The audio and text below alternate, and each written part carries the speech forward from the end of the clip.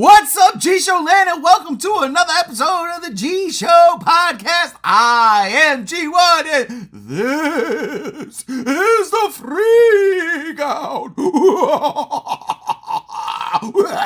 Alright, I'm gonna stop. That's right, it's the Freak Out. It's October. We are in October, and ladies and gentlemen, the entire month we are doing spooky, scary live streams. We'll definitely give you all the news. We won't leave out some of the geek out. We will definitely talk some news. But not today. Not today. No! Not today. Because today we're just solely focusing on the freak out. Why are we freaking out? Because we're reviewing the entire VHS series. All of them. From VHS 1 all the way to today's drop, VHS Beyond. I gotta tell y'all, since Sunday, we've been watching these movies. Who's we? Oh, well, let me introduce you to the co-host, the cohorts, the Spooktacular members. I couldn't think of anything fucking clever to say. J-Ho, what the hell's going on? Listen, man. Fuck. I think my life is a VHS skit. Holy shit. It's going, man. It's been a lot of good movies, some bad ones. But you know what? We'll get into it. I'm happy we fucking did this. I'll tell you that much. I can't believe we did. Also joining me, can't lie, is my favorite guy from the other side of the Hudson River. Shinra, what's going on, brother? Oh man, everything's going on right now. My brain is swimming in the Hudson right now. Gonna walk out with 3 legs, 25 fingers, and 62 eyes. That's how I'm feeling right now. Jesus Christ. You look like Alana Pierce at the end of that VHS Beyond. But I digress. 1! Holy shit, we started with a digress already. Are you kidding me? Here's the reason why. Look, we usually start around 3:45, 4 p.m. Pacific. It's 5:22 Pacific. Some people might be sleeping, but if you're not, welcome, join us. Listen, we had to watch VHS Beyond. That's why we're starting a little late today. We had to watch VHS Beyond because, like I said from the jump, all week long on JR's streaming channel, we were doing live streams, reviews, well, not reviews, watch-alongs of the entire saga. On Sunday, we did the first 3 movies, which I don't know how that worked. I still don't know how I survived that. VHS 1, 2, and Viral. On Sunday, I still don't know how I survived that. Monday, we took a break. Then on Tuesday, we did VHS 94. Wednesday, VHS 99, which I wasn't a part of. And apparently, I'd never seen that movie. What? And then yesterday, we did VHS 85. And then today, Beyond. But I have caught up. I have seen all the movies, and good God almighty, I'll tell you, VHS 99, holy shit. I was mad that I'd never seen that one before, but I digress. Too early for this shit. Let's break it down. Initial reactions from VHS Beyond, considering that is the one that is right now the most prominent in our brains. I'll start with you, Rob.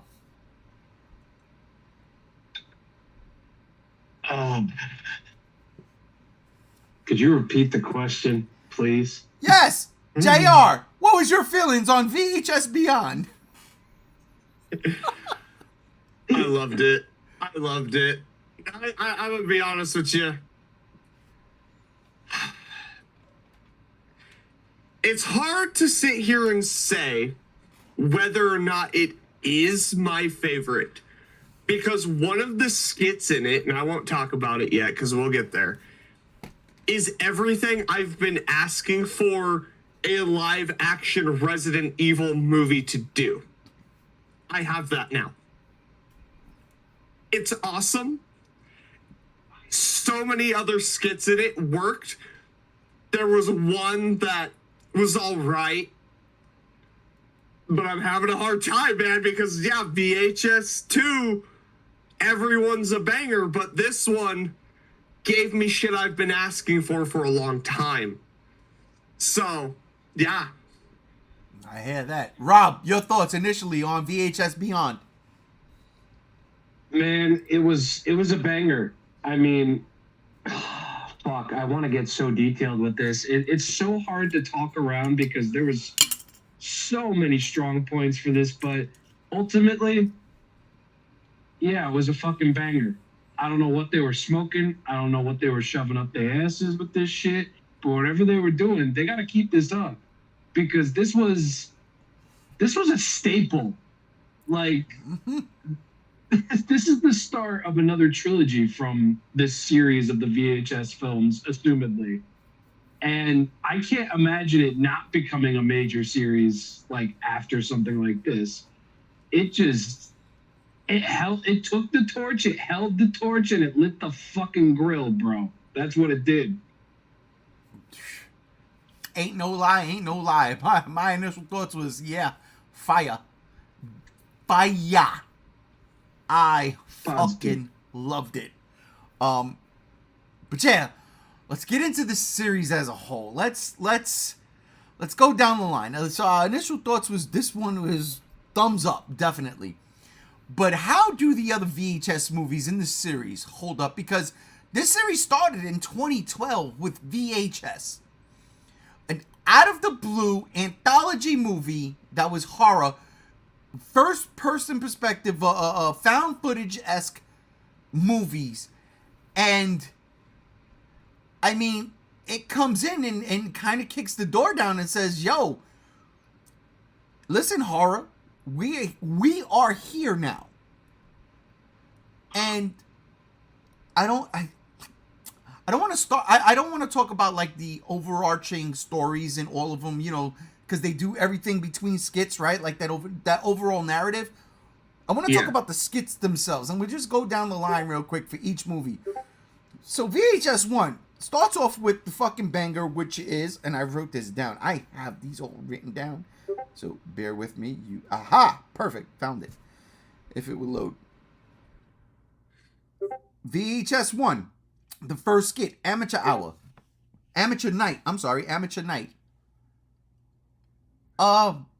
That movie came out in 2012. So if you haven't seen that one yet, what are you waiting for? You might not be a horror fan. This is a horror podcast somewhat right now. But VHS 1, their first skit, Amateur Night, was really fucking creepy in a lot of ways, especially when you look at it in the views of today.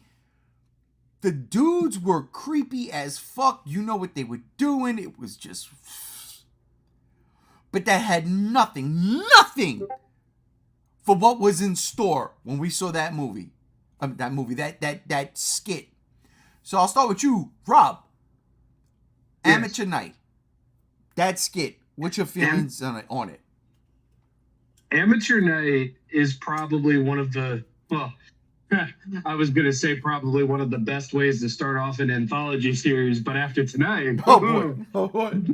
But man, let me tell you, when it comes to anthology films, I don't think there's a better way to start off a movie or a franchise than with something like that, because holy fuck does it set a tone. There is no rules, there is no fucking barriers, there's nothing. It's like you are about to see these three dudes with their fucking spyware fucking glasses and shit absolutely get torn to fucking shreds. And every minute of it is perfect. Every fucking minute of it is perfect. That's all there is to say. JR, what about you? I enjoyed it. It's a good start to, I mean, a franchise. It's great. It's Girls Gone Wild meets, well, Slaughter. I like it. It's really good for what it is. I mean, I think personally the second best in the first VHS movie as a whole. Yeah, the douchebags that die, and it's great. You know, that's what we need. We need more of that. And the fact that they use like a weird mythological creature like a siren, it's creative.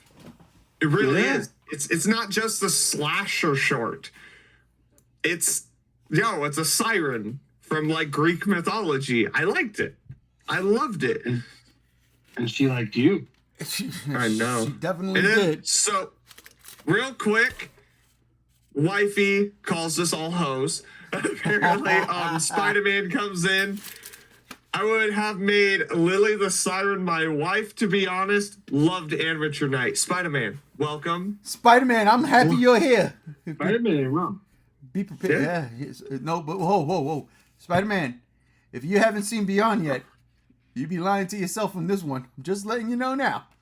Just letting you know now. Ray, can I just interject really quick? Pretty please. You were right. That was a lot of Pierce. Yeah. It really was.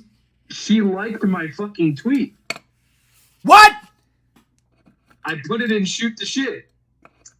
No. Hold up, bro. No. Hold up, Hold bro. on. Oh my fucking god. What the hell? Oh!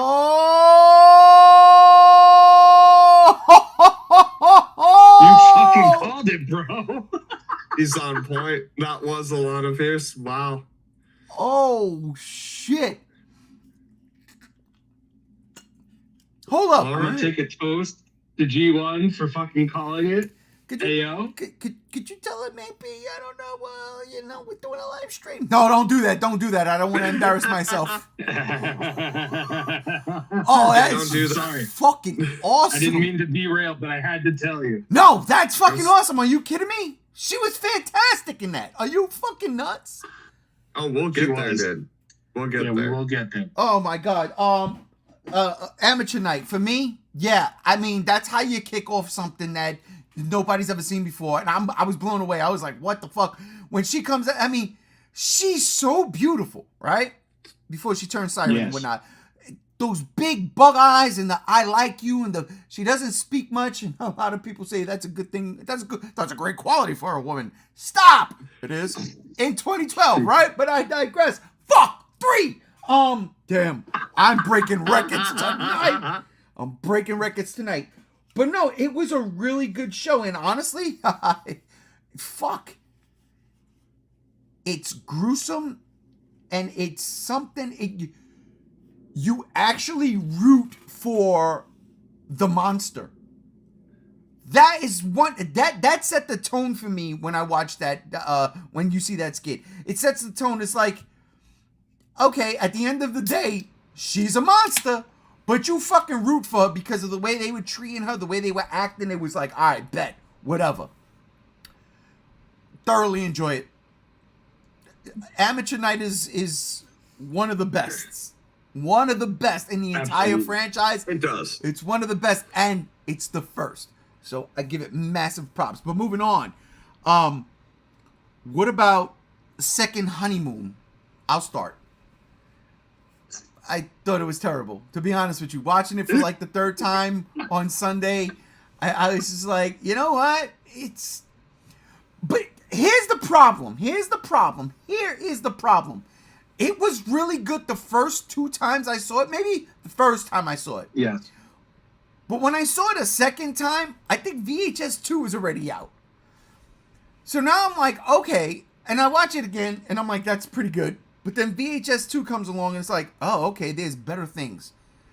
And then so on and so forth. Every time I watch it, it's like, you know what? This ain't that good. And maybe it's because everything that's come after it in terms of VHS movies, they have a monster or a zombie or an alien or something supernatural where I'm like, yeah, fuck the serial killer. I don't care about that.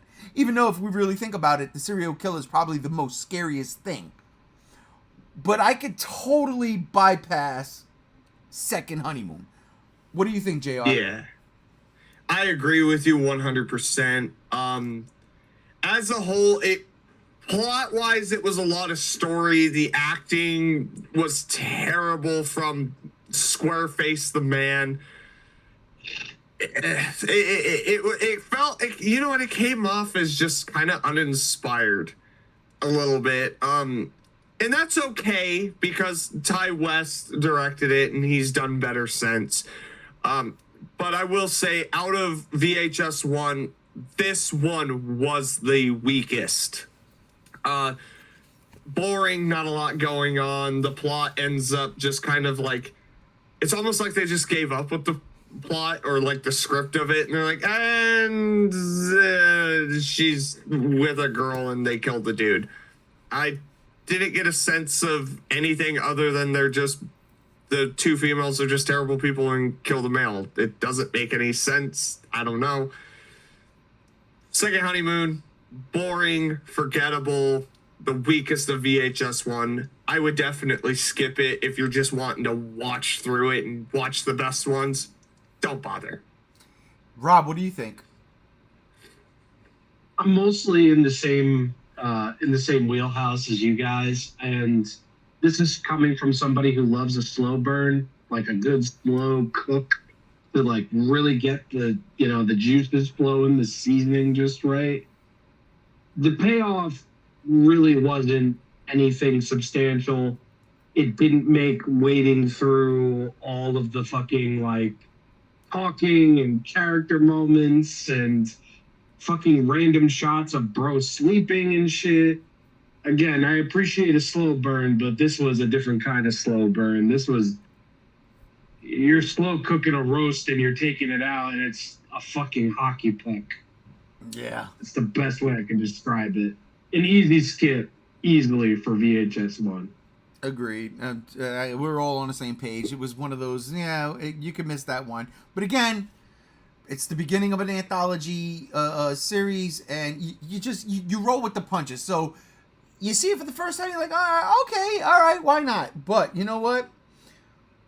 The third skit in VHS 1 is Tuesday the 17th, which is a great play on words because, look, Saturday the 14th is one of my favorite fucking movies. That's not true. That's a lie.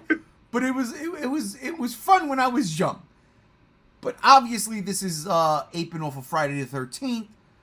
They're in a camp. There's a killer. There's a stalker. And I'm going to start with my favorite stalker killer fanatic. He's got the tattoo on his chest. JR, what did you think of the glitch in Tuesday the 17th?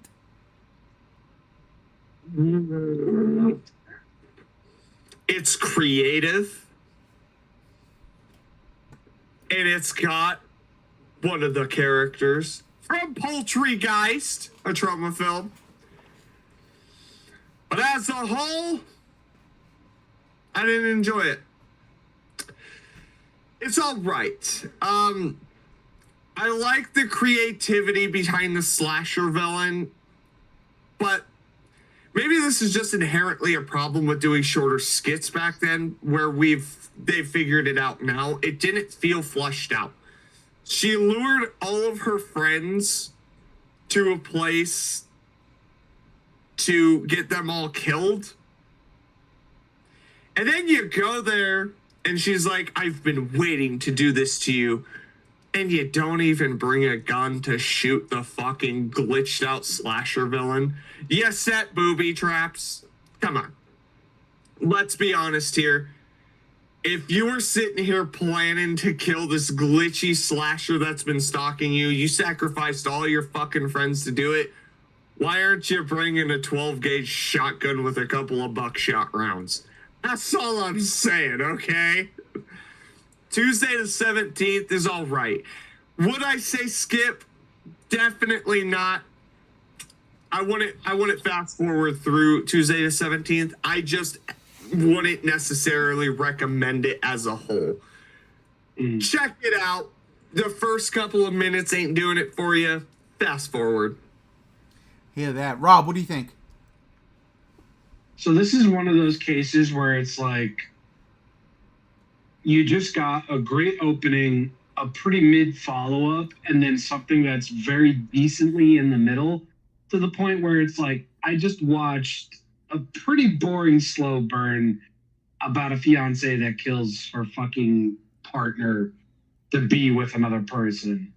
So in that sense, I think this is fresh. I like it. I dig it. But like JR said, you're planning this meticulous attack on this digital glitched out stalker. It's like, how are you not bringing a fucking rocket launcher with you? How do you not have the fucking Duke Nukem fucking loadout with you right now? Delivering sense to what is essentially an ode to slasher horror. Sometimes that doesn't exactly mix, but for the most part, I agree. I wouldn't say that it's like a standout. I wouldn't say that it's the worst, but it is definitely the second weakest behind Second Honeymoon for me. Definitely. I agree with that. I totally do. The way I try to sum this up is the last girl gets it in the end. So it's just like, well, then there's that. The final girl gets it. Yeah, it's not my least favorite of that in that movie. But it didn't really do nothing. There was a couple of cool kills. I mean, for a slasher, that's par for the course. There were some pretty decent kills. But overall, I'm just like, there's a glitch in the system. Yeah, why not? And you know that that's there. Why not mount up? What the fuck? But again, first movie, testing the waters. Let's see what we do. I respect that. I ain't mad at it. I ain't mad at it at all. All right. The next skit from VHS was the sick thing that happened to Emily when she was younger. Now, this one is they turned the switch on this one. All right, okay, here we go. What's going on here? You got the pretty girl doing the video chat with her boyfriend, who's a doctor in some other place, some other state, quote unquote. And weird things are happening to her. She's being bruised at night. She's hearing noises. There's just crazy things happening. And at the end of the day, is she being haunted by ghosts, or does the fucking the Munchkins from The Wizard of Oz living in her walls because of a psychotic doctor boyfriend trying to get a kidney or something? I dug it. I can't lie. It's not the greatest thing, but it's better than the last two skits. I'm all for it. The actress playing Emily really knocked it out the park. She really delivered, and I loved when she wasn't scared, or she wasn't in pain when she was picking at that nasty hole in her arm. I liked it. But what about you, Rob? I'm gonna go out on a limb here and say this is the genesis of VHS just getting fucking weird. Because yes, Siren was definitely a hit out of fucking left field, but this is the genesis of VHS just doing weird shit, and I fucking love it. It's one of my favorites. Not my top 5, I'll say that much, but I fucking love this short because it is so different. It does something so out of fucking left field. I can't even begin to describe it because I don't want to be here for 35 hours because I could talk that long. But it's a good time. Again, genesis of VHS just doing fucking weird shit that's continued through the original trilogy to the second series to even beyond that just came out today.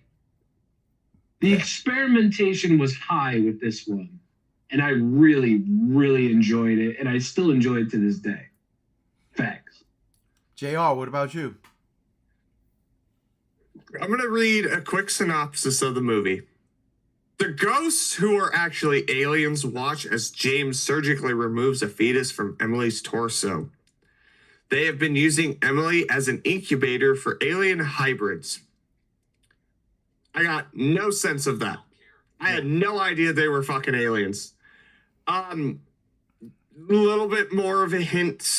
You know, there might be aliens, might be some shady stuff going on. It genuinely goes with the, oh my god, he just ghosts and stuff. Honestly, I'd fast forward. I would. I didn't enjoy it that much. I appreciate the creativity. It just was lacking little details and plot points that could have fleshed out the story more and improved it to where I'm not just confused. I'm like, what's going on here?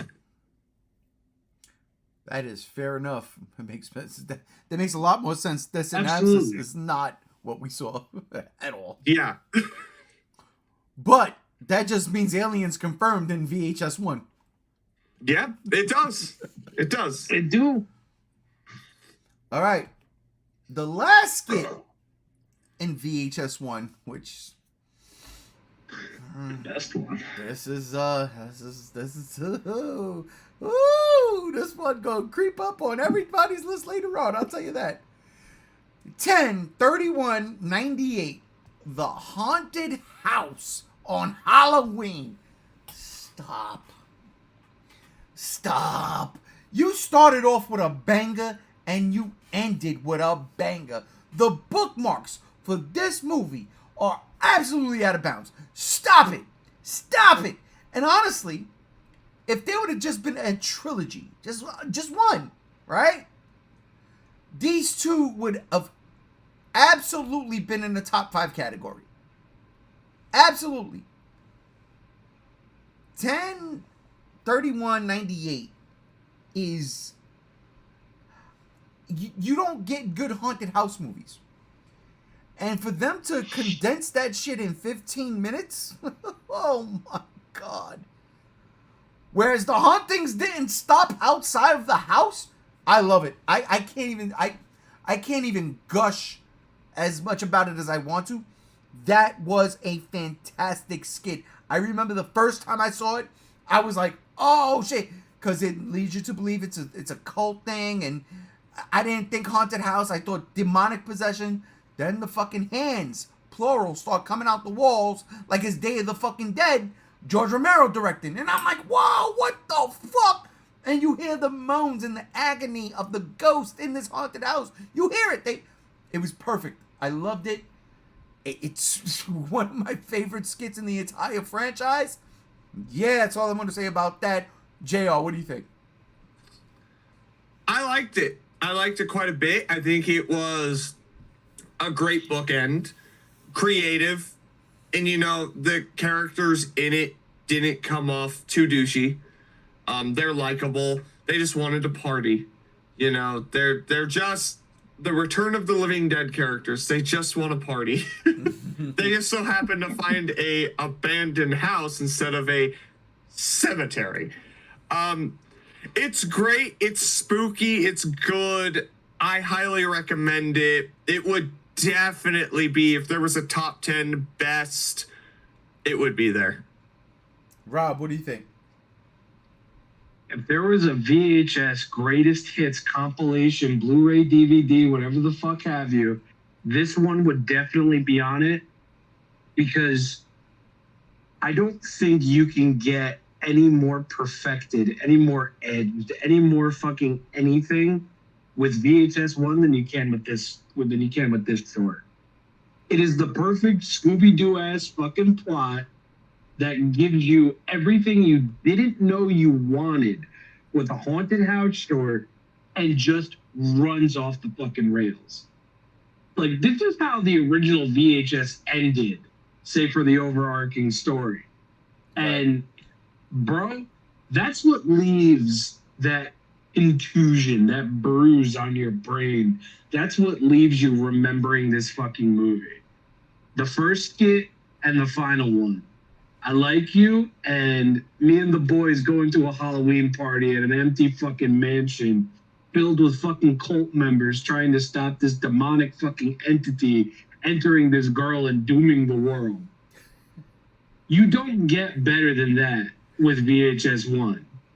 And honestly, man, haunted house movies are a dime a dozen these days. Even less. We don't get them very often. We don't get them. And in the year of our Lord and Savior, 2012, VHS gave us a fucking haunted house short, and it was peak. And I don't think anything else has come even close to that. Not even my own personal favorite, Guillermo del Toro, with fucking that one movie with Tom Hiddleston and that one bitch from Alice in Wonderland remake. Crimson Peak. What was that called? Crimson Peak? Yeah. That's intentionally a haunted house movie, and I love Del Toro, but VHS, bro, they did it better. Shit. They absolutely did it better. Arms poking out of the fucking walls. I love it. Weird shit going on in the attic. Like, bro, this shit had the seasoning. It had the breadcrumbs. It had the garlic salt. It had the whole 9 yards to it. That's how you end off a fucking anthology. Something that's going to leave a mark on you. And all the way back, well over 10 years ago, as that one ended, I knew VHS was here to stay. And look where we are now. Well over 10 years later. 7 movies in. Unbelievable. Let's talk about the last thing about this movie. The overall narrative, the arc, per se, that is become a mainstay in VHS. There was one that didn't have it. I think it was 99. But the overall arcing thing, so it was called Tape 56 in VHS 1. And that was, those jerk-off kids running around, grabbing girls and pulling their freaking tops up, and getting away with it. Go into the house and the VHS stuff. Without going into too much detail, because honestly, I can't remember. My whole brain functions on the skits of the movies themselves. But overall, that particular one, even though it was the first one, where do y'all think that falls within VHS, the first movie? Like, you put it all together, is it a good skit? Or is it one of those, it's by the wayside? I'll start with you, Rob. I mean, as far as the movie goes, it's okay. It's a decent way to frame everything and just like glue it all together. It's like a horror film within a horror film type shit. It's just out of all the overarching stories, that's the one that I remember the least. I'm sorry, Adam Wingard. I'm sorry. But Whoa. yeah, it was all right. It was just all right. Whoa. Oh, shit. Whoa. What the fuck? Whoa. Hey. Seriously? Speaking of crazy, crazy things, I can't believe this, but ladies and gentlemen, live right now on the stream, the man who helped me set up this fucking G-Show YouTube page way back in 2014, G95, a.k.a. Destroyer, a.k.a. my brother Matt. What the hell is up? Hey, can y'all hear me? Yes! Yeah. Yeah. Wait. Oh yeah. Thanks for having me. I'm very tired. Sorry I'm late. Listen, wake up, be a man. I got a whiskey, I got a Coke, I got water. I'm ready to roll. Okay. That's all you gotta have, brother. That's all you gotta have. Well, Absolutely. Matt, What'd I miss? you didn't miss much. We're reviewing the entire series. We were about to get into VHS 2, but quickly, your thoughts on, well, we'll get to your Beyond thoughts. VHS 1 as a whole, what did you think, skit-wise, if you could recall? So, funny enough, you told me we were doing this. I decided to rewatch the whole series, except for the first one, because I watched it earlier this year. Okay. It might be the strongest because it's like pretty grounded, but not my favorite. Okay. It's good. It's really good. Yeah, I like the first one a lot. Anything? It's been like 7 months since I've seen it, so Oof. the segments don't really stand out in my mind. I couldn't pick a favorite for you, but Okay. I liked it. You see, I was about to say, what was your favorite segment? And he was like, I saw it 7 months ago. I don't know, maybe the first one. because it's like the only grounded segment in the whole series. Yeah. Yeah, I guess that's fair. We were just talking about the haunted house one, and I was like, Yeah, yeah. no, I mean, I'll defer to y'all because it's been a while since I watched it. Well, all right. Listen, that's fine. We've seen it almost 7 days ago, so we're pretty fresh and we're refreshed. Yeah. All right. So you know what? Fuck it. Let's jump right into VHS 2. Forget the narrative of VHS 1. Doesn't matter. None of them do. Maybe with the exception of 85 and Viral. Believe it or not. Believe it or not. But let's get into VHS 2, which some people claim is the best VHS movie. It's got some stiff competition now, but good God Almighty. What's that, 4? Digress? That's 4, bro. That's 4. That's 4. Matt- That is 4. Take Matt- a sip. Yeah, Matt, listen.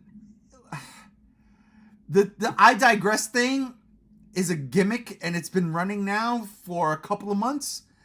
And now Okay. we've been counting for at least the past 2 months. And the fact of the matter is, I usually don't digress this much this early.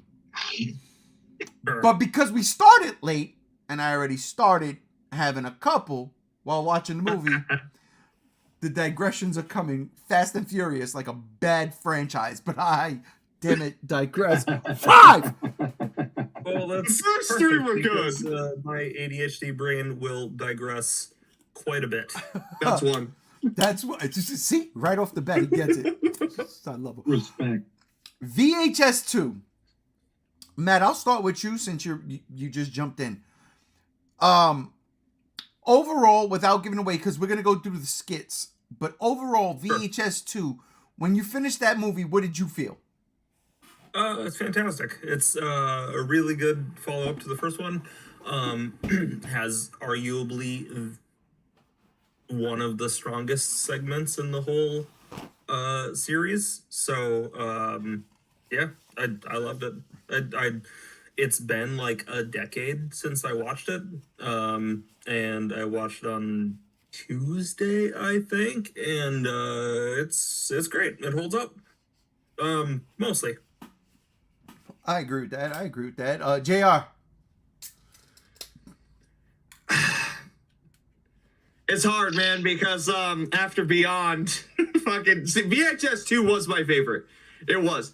Every skit worked for me. It was fantastic. Every single one was on point. The overarching story, I loved it. I loved everything about it.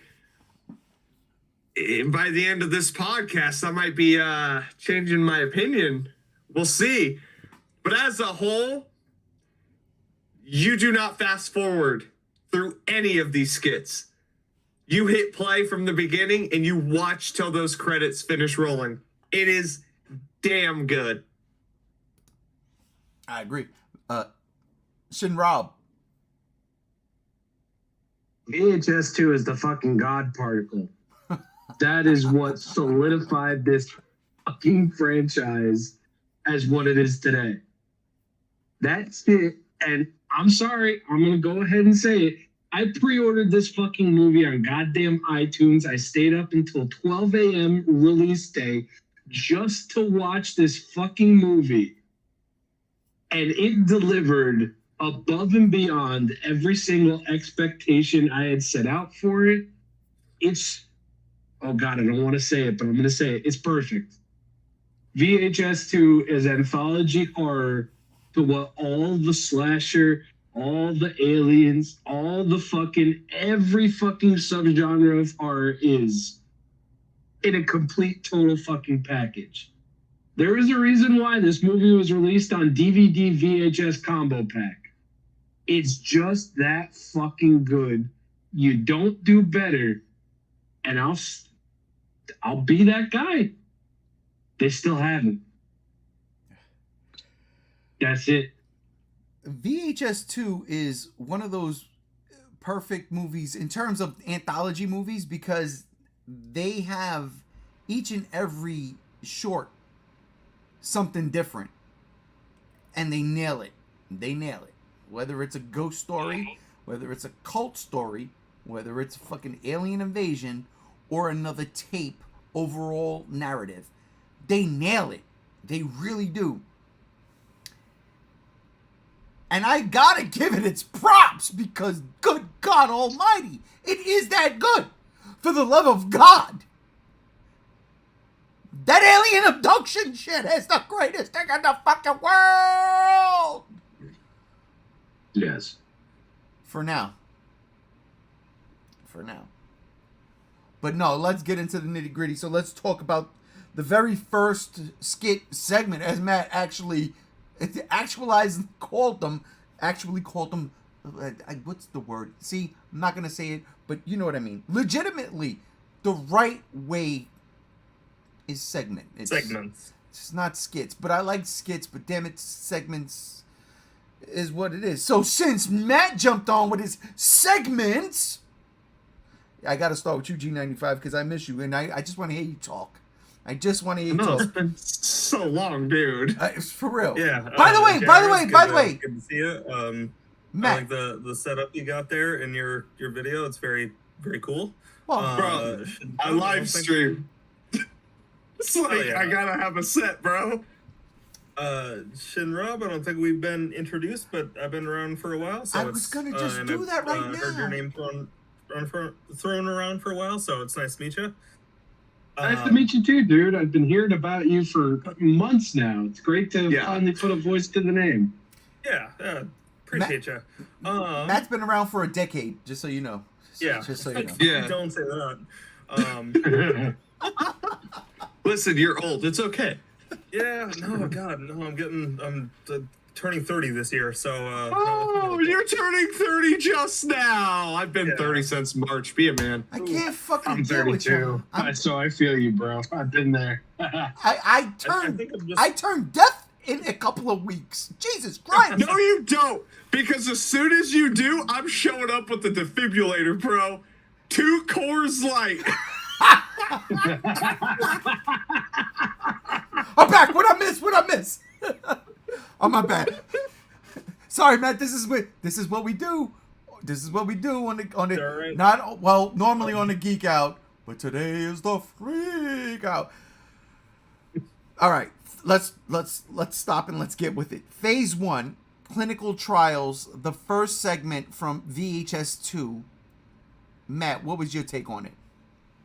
That's, I think, probably the weakest one, in my opinion, of the movie. It is good, but it's a little too, like, jump scary. And it, like, is mostly kind of plotless. But, I mean, it's definitely entertaining. I liked it. I liked revisiting it. I think it's, between that and 2 other segments in there, it's one of the more memorable ones for me from because I haven't seen the movie since 2014. So that one is a little bit more memorable, but it's not. It's weak. It's fairly weak. But it's decent. Like everything in the movie is watchable. And I don't know. There's not a whole lot to go into with this one, in my opinion. It's fine. Totally fine.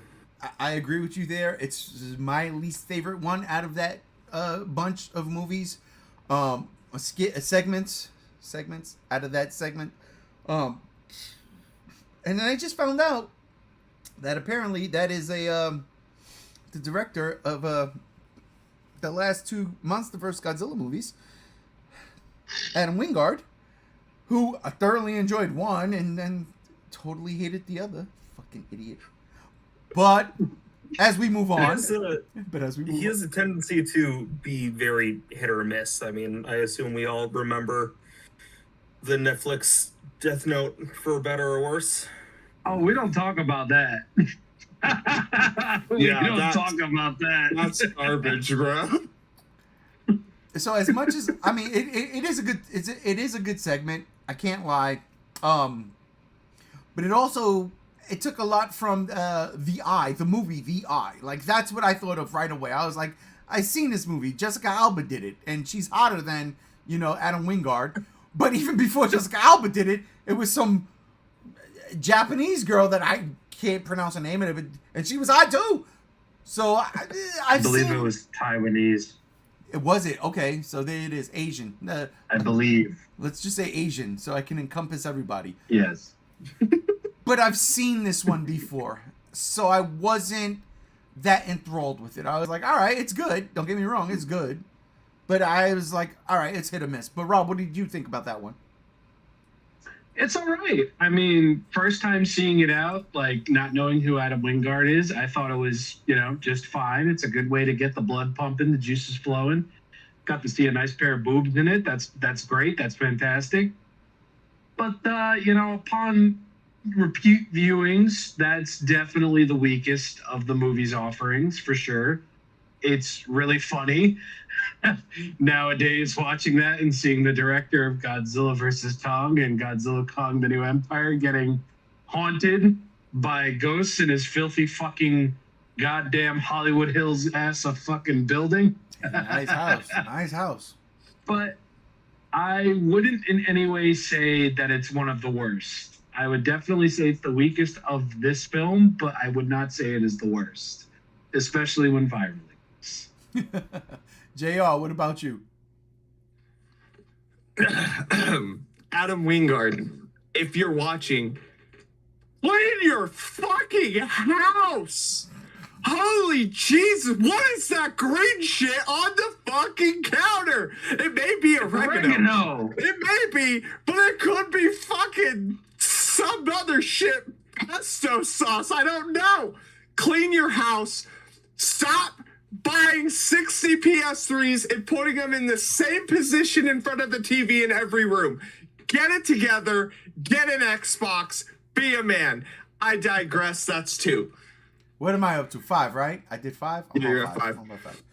All right. As a whole, other than his disgusting stoner house that he destroyed while writing the script to GXK, it was all right. I enjoy it. Boobs are great. Redhead boob girl, great. I don't understand why she immediately fucks Adam Wingard, but it happens. That's okay, I guess. It's in there. I know why. I just, plot-wise, it's just like, oh, it's my creepy uncle. I have to fuck you to get him to go away. That didn't work. I think it's because creepy uncle molested her, so she was like, if I fuck you... I know, but it's just like... The creepy uncle doesn't want to see anybody but him fucking her. Yeah. I know, and I just like... It's just weird. I don't know. Breasts are good. Redheads are good. It's great there. Adam Wingard as an actor isn't terrible in it. It's not the best. I'm sorry.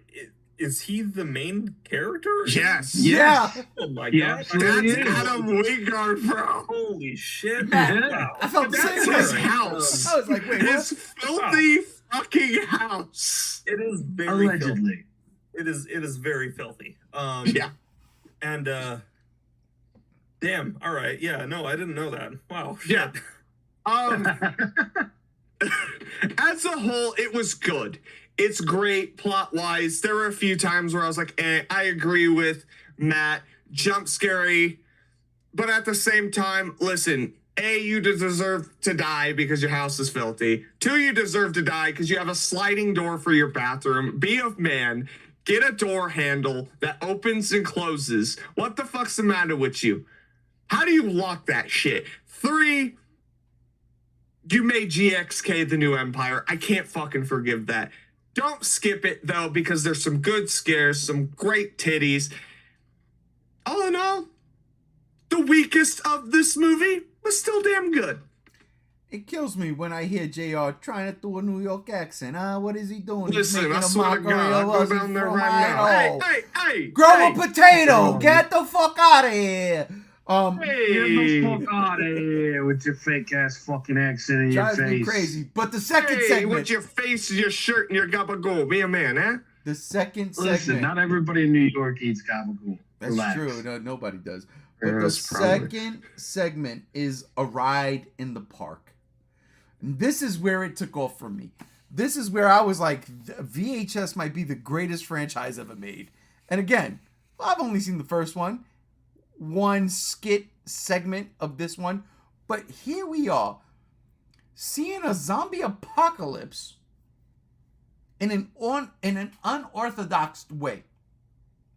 Mhm. And it is fucking beautiful. I never in a billion years would have thought to see a zombie's perspective the way we see it in this segment. I keep wanting to say skit, but it's a segment. It's a segment. And honestly, this is where I was like, oh, this movie right here is on fucking fire. But Matt, I'm gonna go to you. What did you think of that one? This is one of the highlights for me. It's just fun. It's cool to see. I don't know, the POV zombie action. It's so simple and stripped down, and I don't know, yeah. It's just simple. It's just like zombie outbreak from the zombies POV. I think one thing that I really liked that I don't know that I've seen in any other zombie movie is where the zombies are like actively eating a corpse and the corpse wakes up Yeah. and becomes a zombie. Like, you just don't see that a whole lot, and that's something I always wanted to see, and I want to see more in zombie movies. Homie fucking killing himself at the end is pretty cool. He dies like 3 fucking times with getting hit with a truck, and then with the shotgun, and it's good. It's good. It's fun. It's simple. It's straightforward. I mean, this one was done by one of the Blair Witch guys. Yeah. Oh, was it? Oh.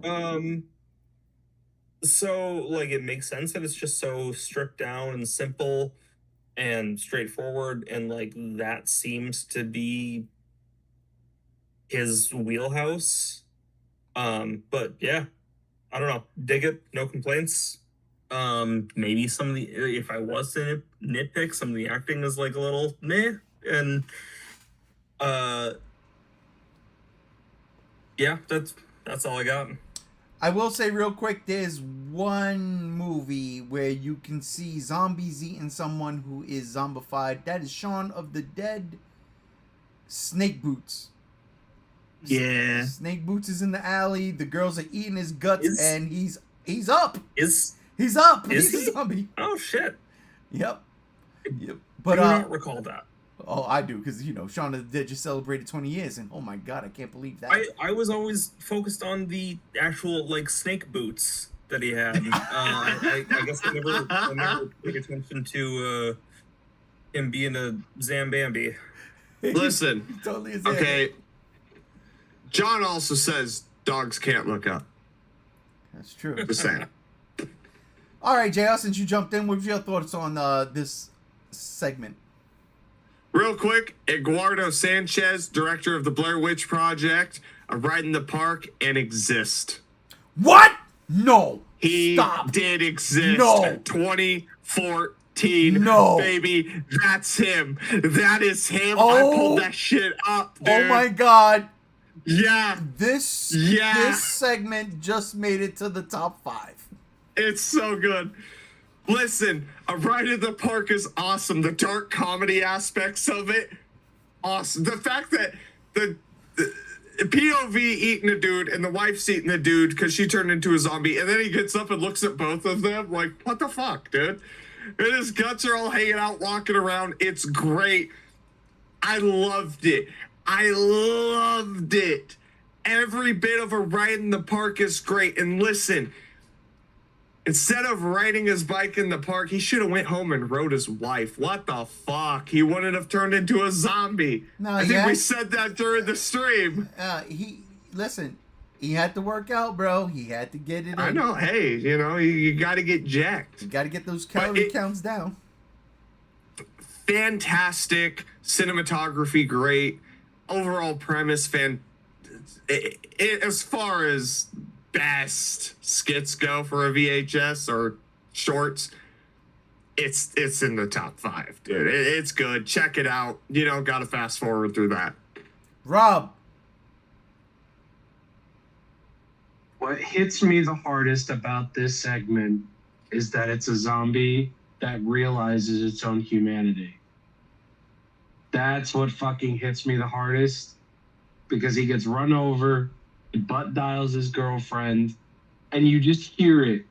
Even in his little zombie moans, it's just like, fuck, I'm never going to return to this life. I'm never going to be a part of this life ever again.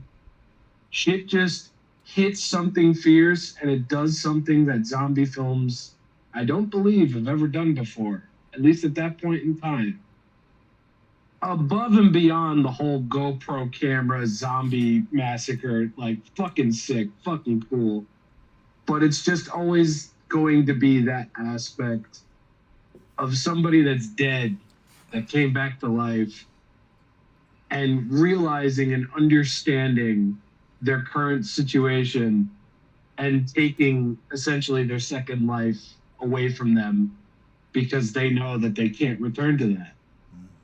That shit hits me fucking hard, and I didn't think in any fucking fraction of the word that I'd be feeling that from an anthology horror movie. And that's why that segment is in my top 5. Because it does shit that movies haven't done before. That's poignant. That's poignant. It's fucking beautiful. Let's move on to the next segment. Safe Haven. And I'm going to start with you, Rob. Go for it. No. Go ahead. You go, Rob. I was switching my headphones. I'm sorry. Could you repeat that? Safe Haven. The next segment, Safe Haven. The cult. Jesus fucking Christ. Let me just say, I'm going to mispronounce my boy's last name because I don't know how to fucking pronounce it. But Timo Tashanto, this man blowing up out of fucking nowhere. This is the first thing I've ever seen from him. This dude, cinematography, aura, atmosphere, creepiness factor, everything. This dude fucking nails it to the 19th fucking degree. There is no arguing. This segment is fucked. From start to goddamn finish, there is not a thing, not a toe out of bounds. Everything about this, the cult, the birth, the fucking gore, everything, it's so balls to the walls fucking ridiculous, but terrifying at the exact same time. Nothing is held back. Nothing is left below the wayside. It gives you everything you didn't know you wanted to see in a VHS short, and then some. This is the peak of VHS 2. Absolutely. 100%. Let the man make his Diver movie. Matt, what did you think of Safe Haven? You're gonna make me follow that? Fuck off. Yeah. Welcome back, Matt. Welcome back. No, it is the standout. It's so fucking good that it transcends the whole franchise. It covers somehow. Dude manages to in what, 20 minutes, 25 minutes, managed to cover like 4 or 5 different genres of horror, with the occult stuff, with found footage, with like demons and like cults and like there's so much going on with this segment, but it all coalesces so fucking well. Like it all totally works with like the apprehension of the cult accepting the camera crew in, and the inner rift of like lady is with the main dude, but she's stepping out with the other guy, and she's pregnant with other guy's baby, and like it all works so fucking well.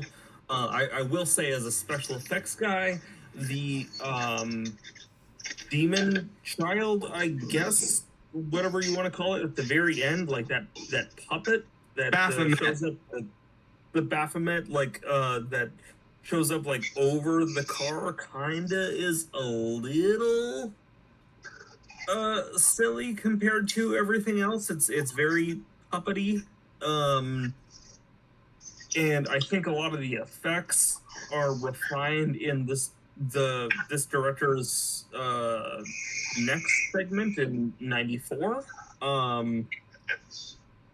But yeah, phenomenal shit, fucking top notch, ahead of the pack, and like well above everything, like well above and beyond everything in VHS2, above and beyond almost everything else in the whole series. And we're looking at 7 movies, that's what, 25-ish, 30 something segments. I don't know. I failed 9th grade math 4 years in a row, so I did too.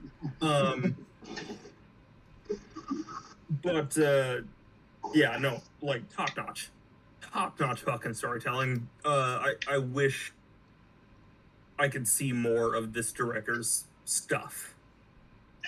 Some of his movies are on Netflix, and he has a new one coming out by the end of the month. Oh, hell yeah, I'll check it out. Do it up, because he's fantastic. Joe, you want to go or you want to let me go? You want to go? What we doing? Mine'll be fast. Go ahead. Fucking watch it. It's damn good. It's Indonesian David Koresh meets Satanic Ritual. So fucking good. It's so fucking good. There it is. Don't fast forward. Watch it. Be a man. Thanks. Yeah, I mean, look, you guys said what y'all said. I agree. This is fantastic. It really, really is. But I'm totally disagreeing where I'm placing this motherfucker, because it ain't, especially in this movie, it ain't the one. It ain't the one. I know, dude. But that's just my personal preference. But no, I agree. Like Matt said, the amount of storytelling they put together in a 20 to 25 minute segment is fucking incredible. Incredible. And my favorite parts of this segment is, well, when the fucking sirens start going off and then they start running away and then they run into the classroom and all the kids are zombie demon things. And I'm like, yes, this is fucking great. They drank the Kool-Aid. Now they're back to life because he promised them another life, a better life. And now they're all demon childs. And it was great. The birth of Baphomet, yeah, it was nutty horror at its finest, and you're like, why don't we get this in the States? That the last thing I remember, and it's not even close, but something that comes close to it was Rawhead Rex, for crying out loud. Clive Barker's Rawhead Rex. Clive Barker's Rawhead Rex. That's what it reminded me of. I don't know, maybe it was the Baphomet look. It's just like, oh, it's Rawhead Rex, but I digress. That's 6. Fuck. That's 6, dude. Get it together. Yeah, I gotta get it together. Real quick. Yeah. Play Silent Hill 2. No. If you like sirens, play Silent Hill 2. The remake's out Tuesday. Let's fucking play that game. I'm not gonna play that game They're not zombies. These whack ass nurses and a stupid guy with a pyramid head. No. Whack-ass Swear to nurses. fucking God, Excuse dude. yourself. I'm going back. I will visit you again, and I will bring my fucking copy, and I will burst through the door. The fog and the leaves behind me coming in as the wind rustles your hair on your chin, and I will hold thine Silent Hill 2 copy in thy hand and say, PS5th commenceth, and we will play it. And I will wear my Batman garb and hit it with a batarang and say, get that shit out of here. You will. I still ain't finished Arkham Asylum, but I digress. That is 7. true. Fucking hell. Last but not least, in VHS 2, Slumber Party Alien Abduction. I hate the name, but for the love of God, this is the one. See, all y'all wrong about the cult demon birth child thing. Fuck that. This is the one. This is what puts VHS on the map. It ain't I Like You. It ain't the haunted house. It's this. It's the alien abduction in a fucking lake house in the middle of nowhere. Because the sound design is crazy when that fucking thing goes, oh, good God almighty. It works. The children, the little kids. Jesus loves the little children. The aliens don't give a fuck. The aliens are going to take them all over. They don't give a fuck. They don't give a flying fuck. These motherfuckers jump in the water. Aliens are swimming. What the fuck? They don't even care about your pet. Listen, pet owners, you ain't got no kids, but you got a pet. Don't watch this skit. Because you know why? Because the pet dies too. I fucking love this one. This is the shit because alien invasions, alien intervention, that's just scary shit. This fucking segment does it the absolute best, and honestly, it is fantastic and phenomenal. I'm gonna go to Rob since he's either munching on something or his joysticks are clicking hard. Joysticks. But Get a I will mouse say and this. keyboard. Jesus Christ. Calm your fucking testes there, PC sucker. Relax. Oh, I swear to God. Anyway, Alien Abduction Slumber Party. Terrible fucking name. Fantastic fucking short. While I will say this is probably the best of VHS 2, I'm still going to say Safe Haven is my favorite. But I don't think a feature-length film has come out before or after this that has done alien abduction in such a terrifying way like this one did. And this is a short segment. It ain't no 25 minutes or nothing like that. This thing feels like it's 15, maybe 10 minutes. In the amount of time that was given, they instill dread. They instill so many cool fucking moments in this shit. There's a reason why this, out of all the other ones, got a fucking spin-off movie. And I understand it completely. This is alien abduction at its peak. You're not going to find any better.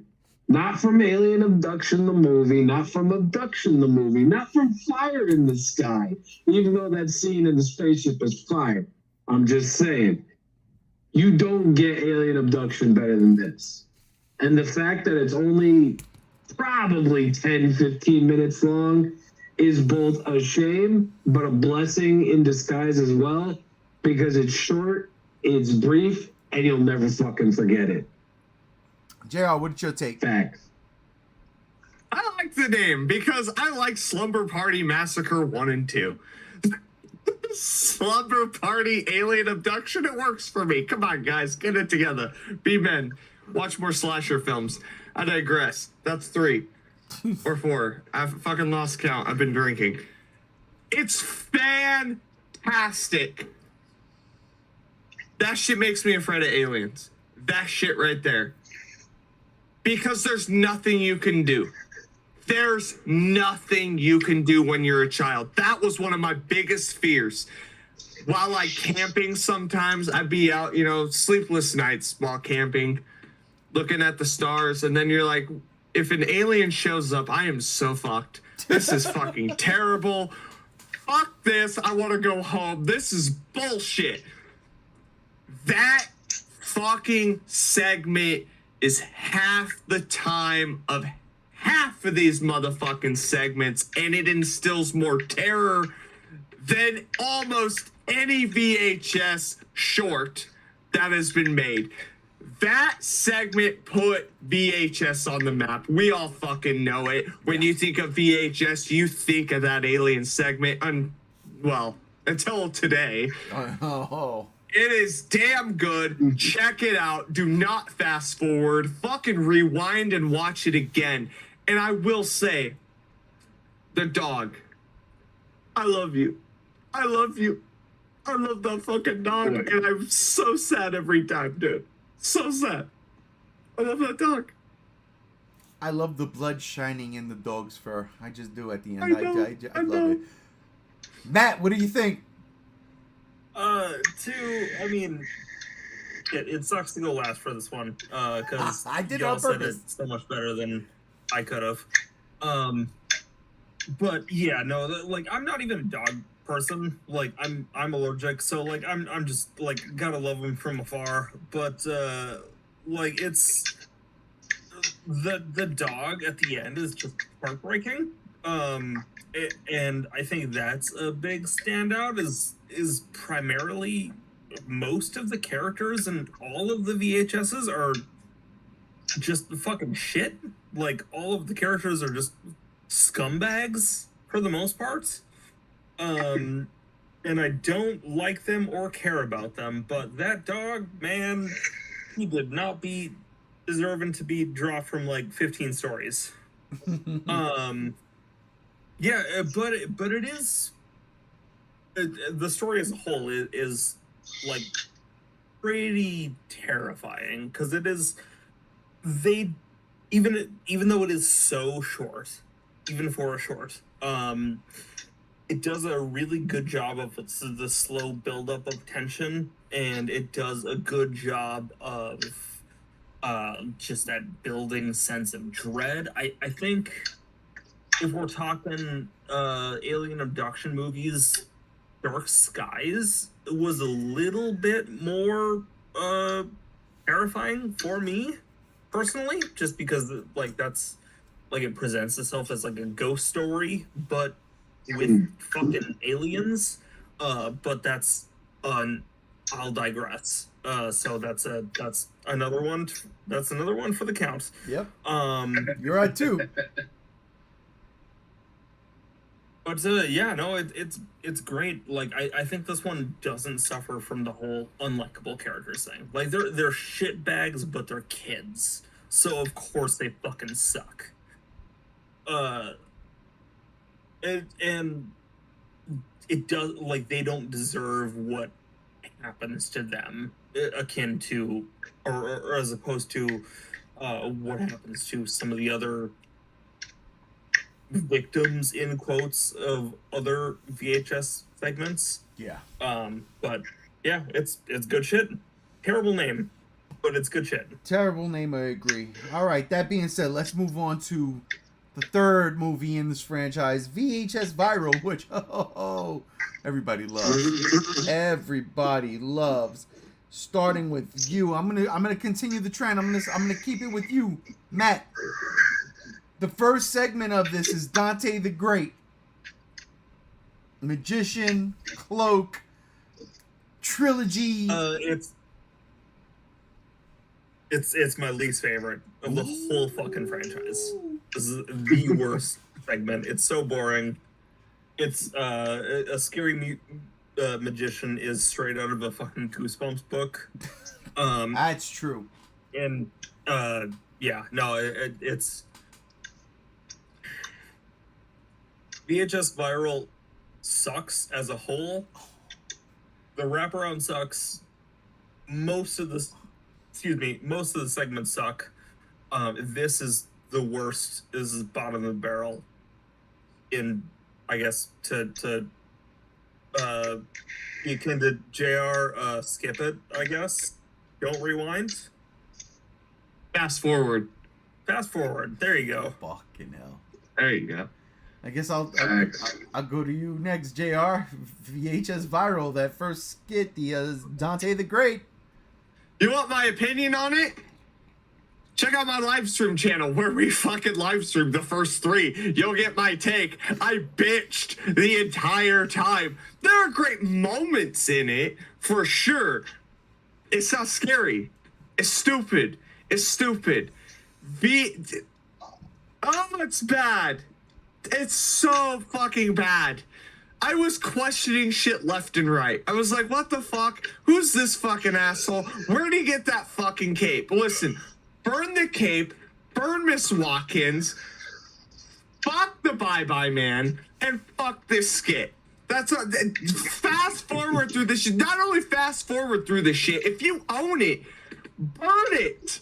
It is bad. It is bad juju. It's a plague on your house. Be a man. Burn it. I digress. That's 27. Fuck it. That's 4 for you.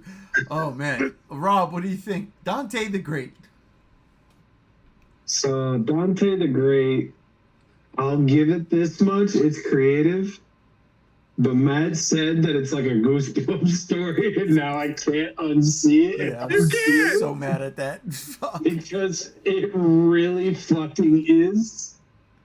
Other than that, I really have nothing else to say about Dante the Great.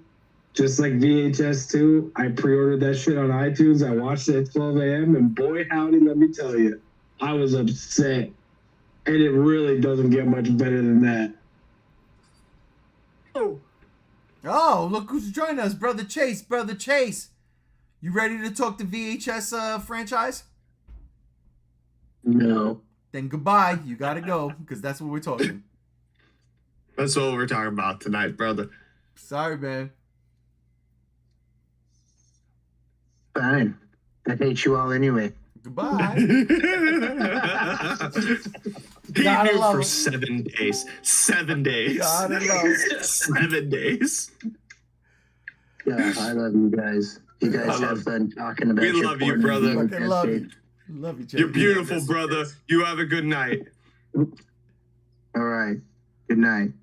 Even though I Kiss just you on woke the up. mouth. Good night. Dude, that was in my dream last night. Oh my Or God. this morning at like 3 in the afternoon. All right, bye guys. All right, Matt. Miss you, Matt. Love you, Matt. Yeah, love you too. Good to see you. Bye, guys.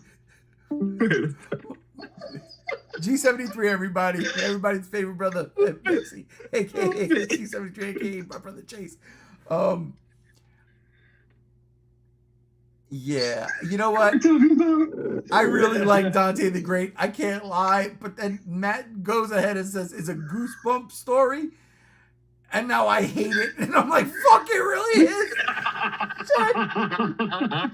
is. Shit, because like honestly, that was my only tether to fucking VHS viral. I was like, oh, I like magic, I like magicians, I like all that shit. But fuck, I never looked at it like that. And I always said, why does this feel like the PG version of VHS? And Matt said, why? It's Goosebumps. So now, fuck. I'm done. I hate that fucking Now you know. Yeah, now it makes me sick to my stomach. I can't believe it.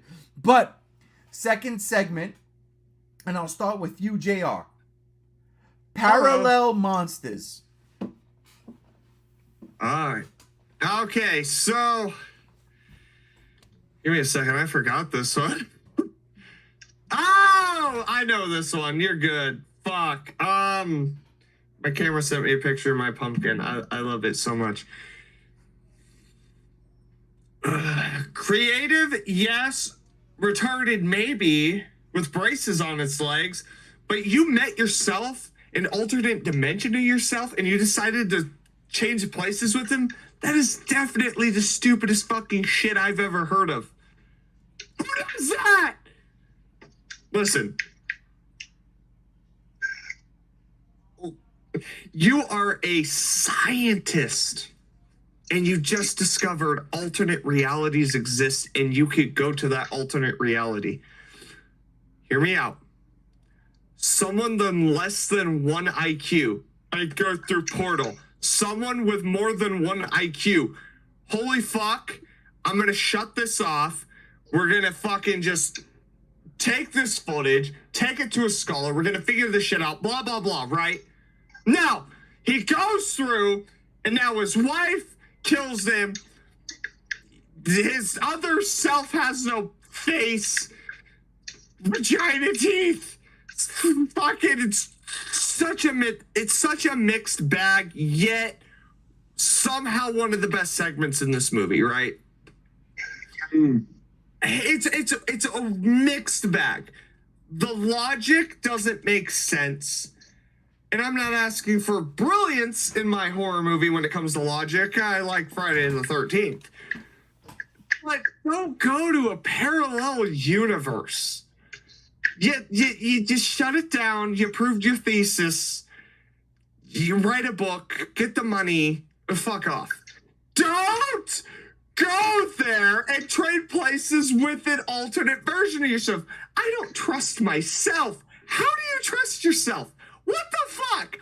Fuck this. It's the best one in VHS viral in my opinion, but it's still like comparing oranges to oranges. They're both shit. Vitamin C is important though. Be a man. Fuck this one. Yeah, I would say concept-wise is the best one. After that, I'm just like... It's so rough, dude, because you have to follow the main character in his logic, and his logic I don't follow. I would have never went through that portal. Never. He wanted to see what was on the opposite side. I get that. I just don't get the supreme alien penises at the end of everything. I'm just like, what the fuck? Well, it was supposed to be the Antichrist. It was supposed to be hell. Hell is taken over. It's just dumb. It's dumb. It would have been better if it was like Lovecraftian. But yeah, right. I agree with that. Yeah. That's 5 for you, by the way. Yeah. Yeah, no, I agree with that. It's not my favorite thing. Honestly, it's not. Again, I really enjoyed Dante the Great until Matt ruined it for me. So I'm going to go to Matt right now. Matt, what did you think of this particular one, Parallel Monsters? This is the standout of viral for me. This is the only one that it sticks out in my head because again with VHS 2, I haven't watched it in close to a decade before watching it again this week. And this is the only good one in my opinion. I like this one. I everything else in viral is very boring to me. The wraparound is quite bad. This one I like. I like a good old body swap kind of movie or short or story or whatever. Yeah, it's fun. I like it's like mostly good, because a homie goes into an opposite dimension and everything's weird and fucked up for him, which is pretty understandable, and all of that is good and cool until his doppelganger from the alternate universe goes and essays his OG guy's wife. I don't love that personally. Yeah.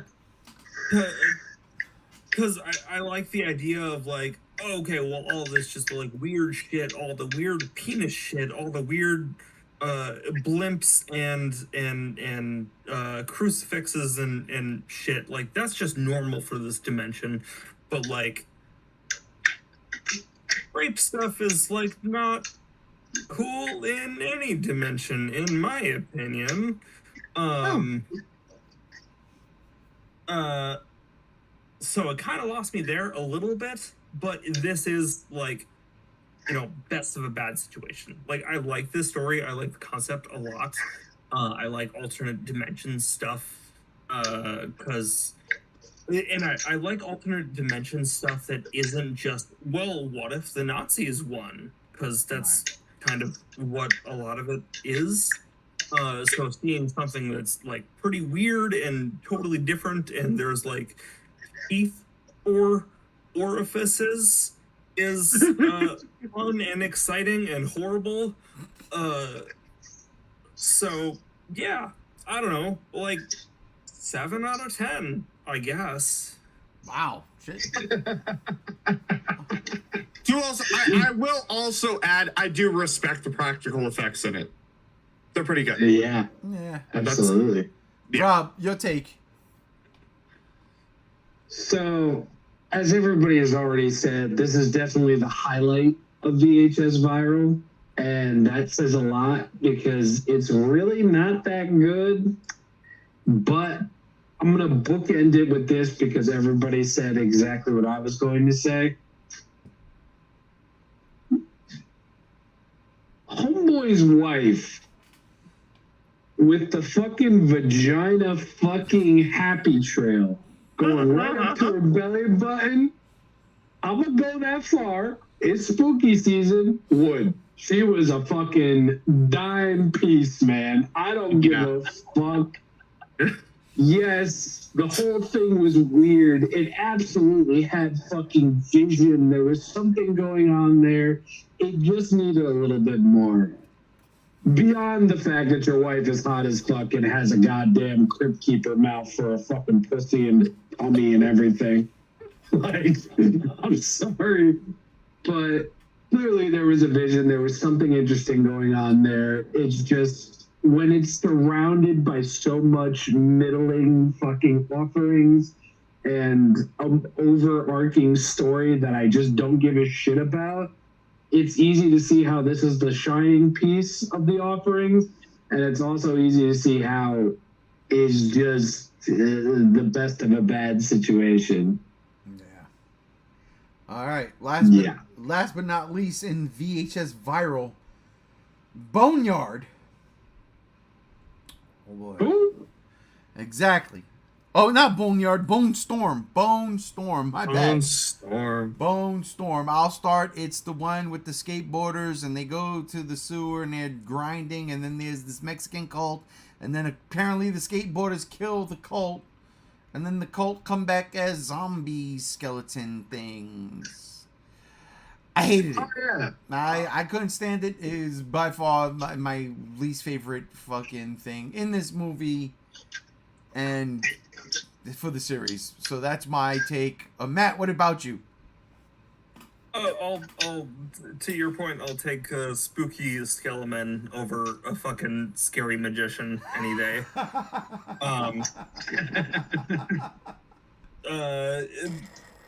But you're right. This one sucks. It's very boring.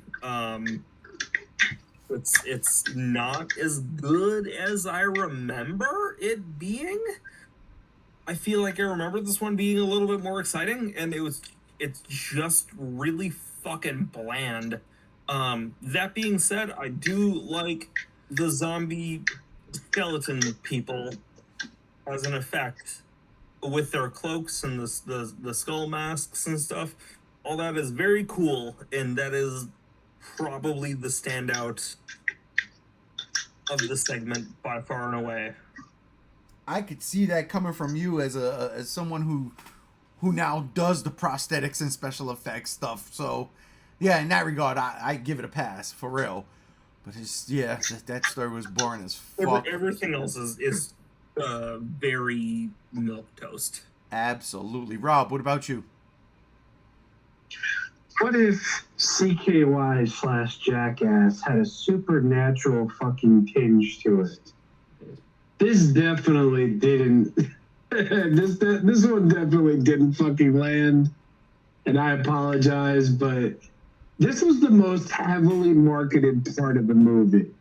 This is what you saw most of in the trailers. And knowing going into the movie that there's going to be this in daylight skateboarding segment, immediately your thoughts are drawn to just that.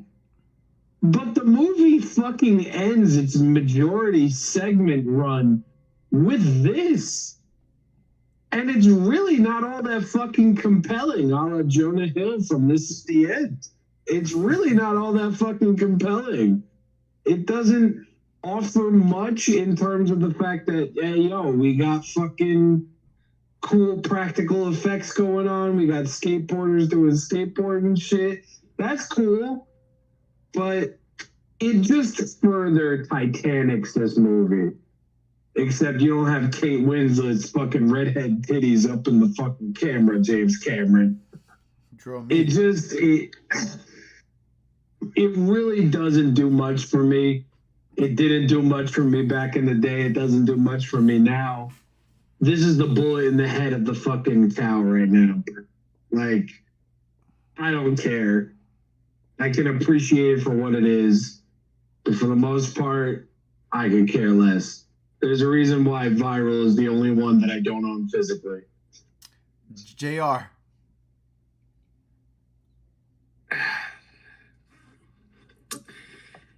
Everyone I hated growing up goes to Mexico and fights skeleton zombies. The skeleton zombies inherently are cool. I don't mind the fighting. I enjoyed that. Some of the cinematography is fantastic. There were giant leaps in logic, obviously. There were times you guys heard me where I'm like, what the fuck are you doing? How'd you get the gun? And why are you shooting nothing with the gun? And at what point do you just ditch the fucking skateboards? You can run faster. Or just run any other random direction than the fucking sewers. I digress. That's 27,642. I don't hate the segment entirely. I think the build-up to the climax is the most hatred I have.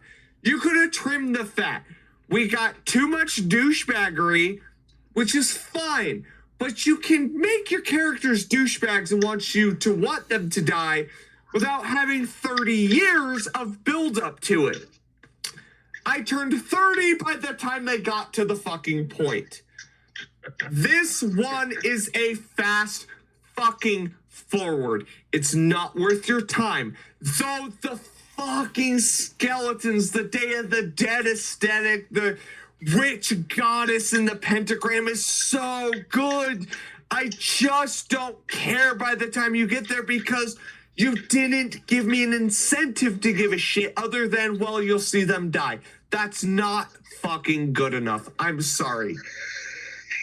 I think somebody in another YouTube channel that I watch, they pointed it out as like a majority of the segments of the franchise is primarily just like unlikable fucking characters, who find themselves in an unfortunate situation, and this is like they're exceptionally unlikable in this one. Oh, to a degree of, bro, let's get this the fuck over with.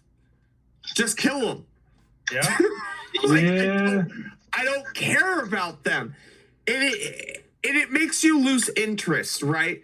Even like, I'll use Friday the 13th Part 7 as an example. The girl in that who's constantly bullying the psychic chick, I think her name's Tina. I can't remember for sure. There's 27 of those movies. God damn, I'm so fucking good. Listen, it's on my chest for a reason. Be a man. I digress. 8, 7. Yeah. You caught up. I know. You build up to it, right? But with this one, it's just so much douchebaggery thrown at you at once. I felt like I was watching Hellraiser Revelations. The worst Hellraiser movie, the found footage Hellraiser movie. It leaves such a bad taste in your mouth for what is ultimately a fantastic monster design and not a bad premise. But you just filled it with such unlikable characters. You can have unlikable characters that you want to die, but you don't have to make them abhorrently bad, where it's like, how have you not got 6 federal offenses and are spending life in prison yet? Well, I'm just saying. At the end of the I've day. seen people in Cannibal Holocaust that deserved less. At the end of the day, it sounds like this segment is better in 1985, but I digress. 8. I will say overall, the thing I take the most out of in VHS Viral, to be honest with you, is the narrative, as bad as it is.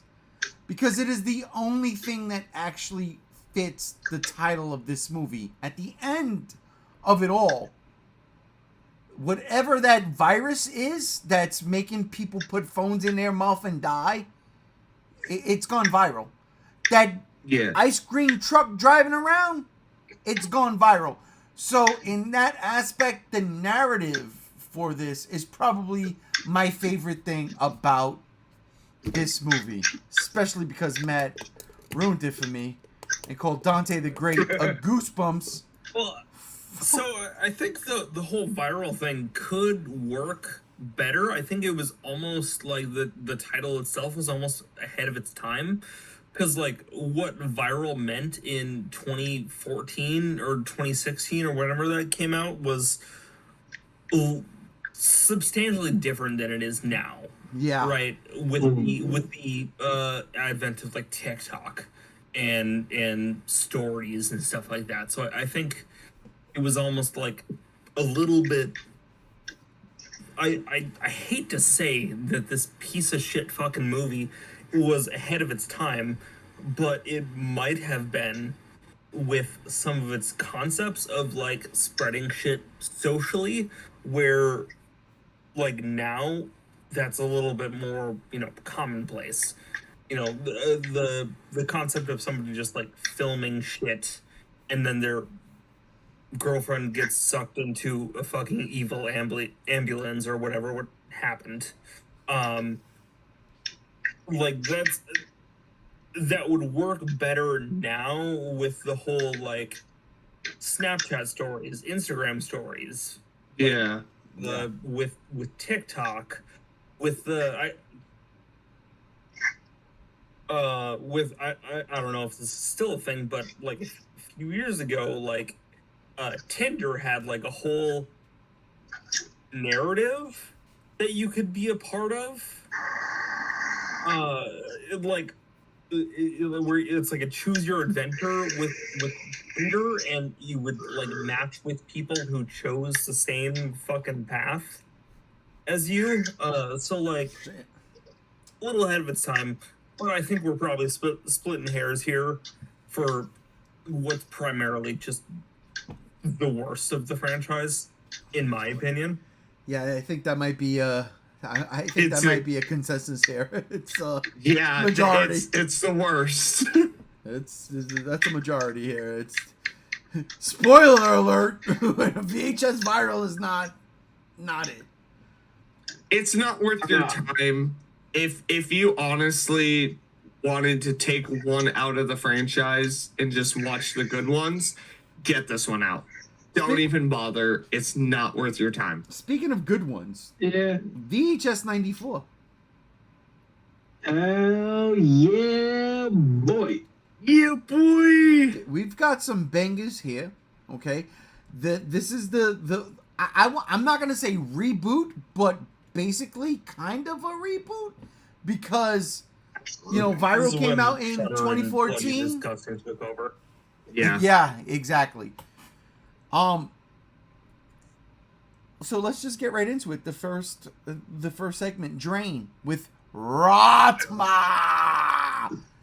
I swear to God, I always thought they were saying Ratman, but it's Ratma. It's not Ratman, and that's coming from the fucking sour streets of New Jersey. So speaking of a Jersey guy, we might as well start with him, considering it's his hometown, even though it should have been the Jersey Devil. It just makes more sense. It really shouldn't. No, it really shouldn't. You get Ratma. Rob, what was your thoughts of the first segment of VHS 94?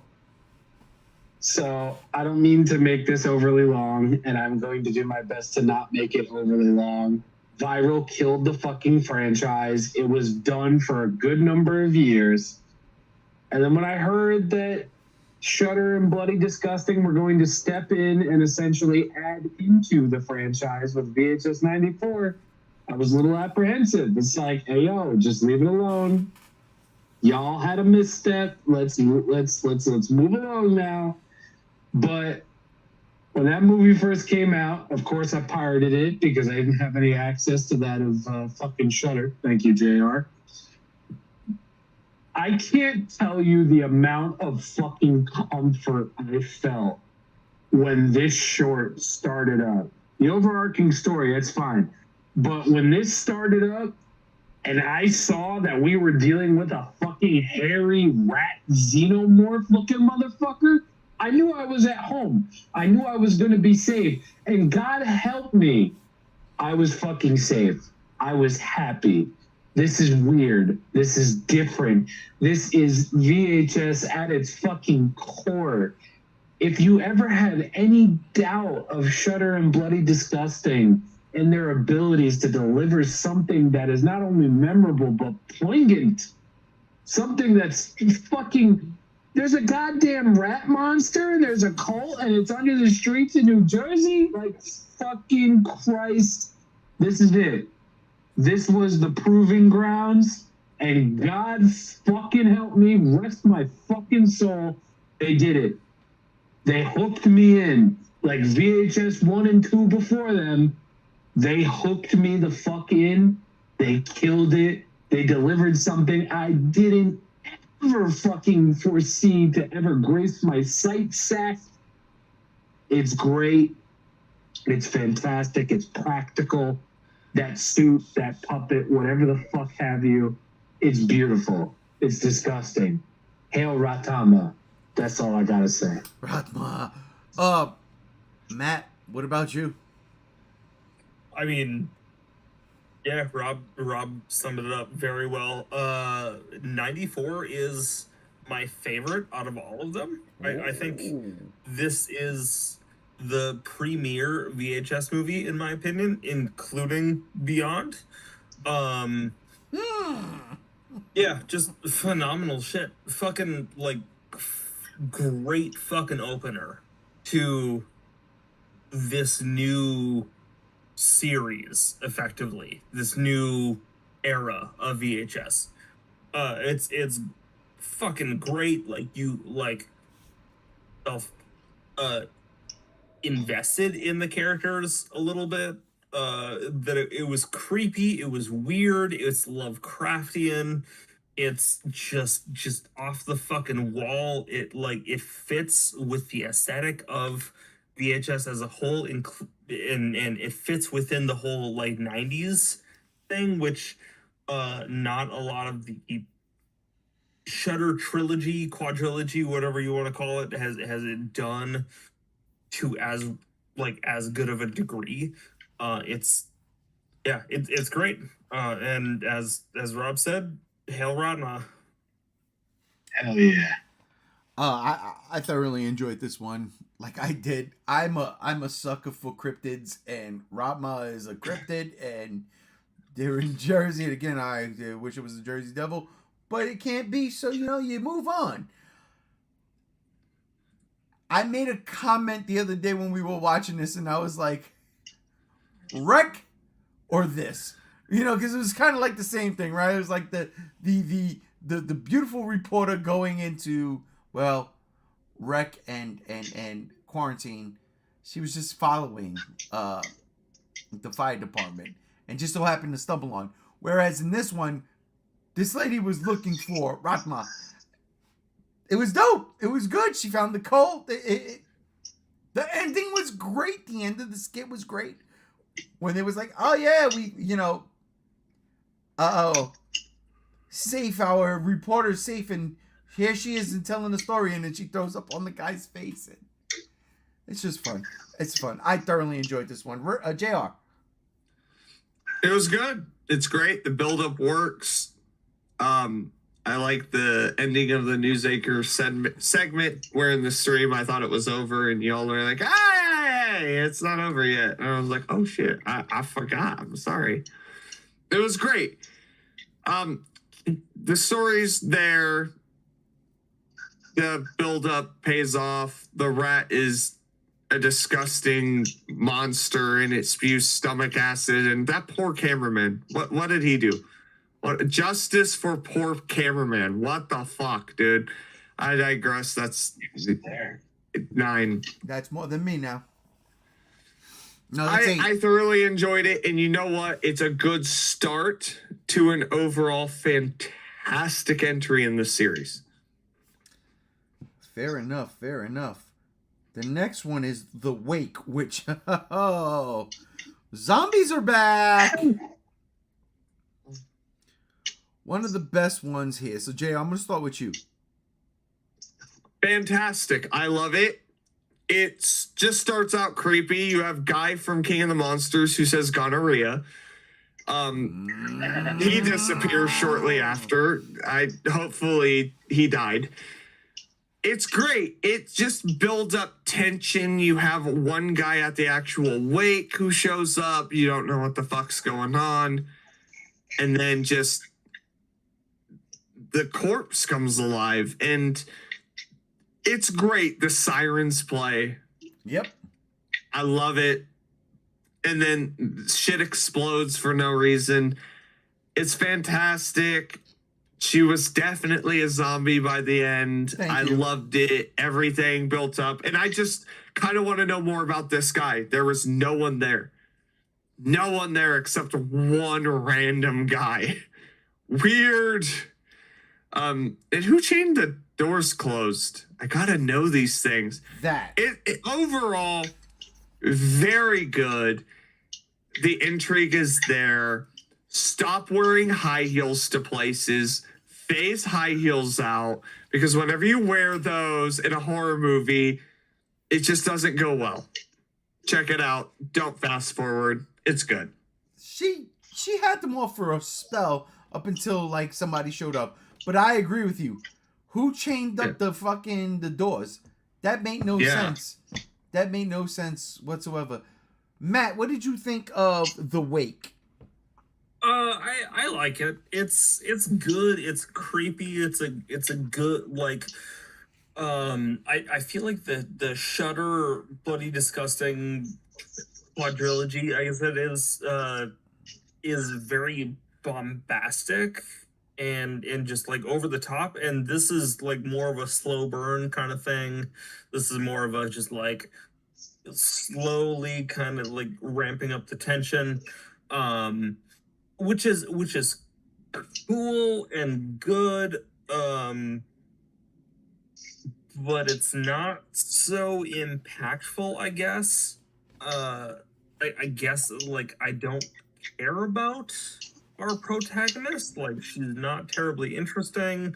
She's mostly just like calling, like asking like for help, like asking, what do I do now? She doesn't have a ton of agency, I guess.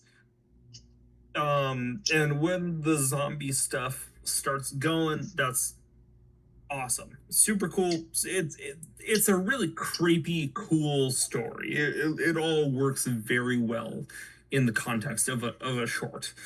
I like the ambiguity of the end of like when she stumbles out of the collapsed wall, whether or not she's a zombie.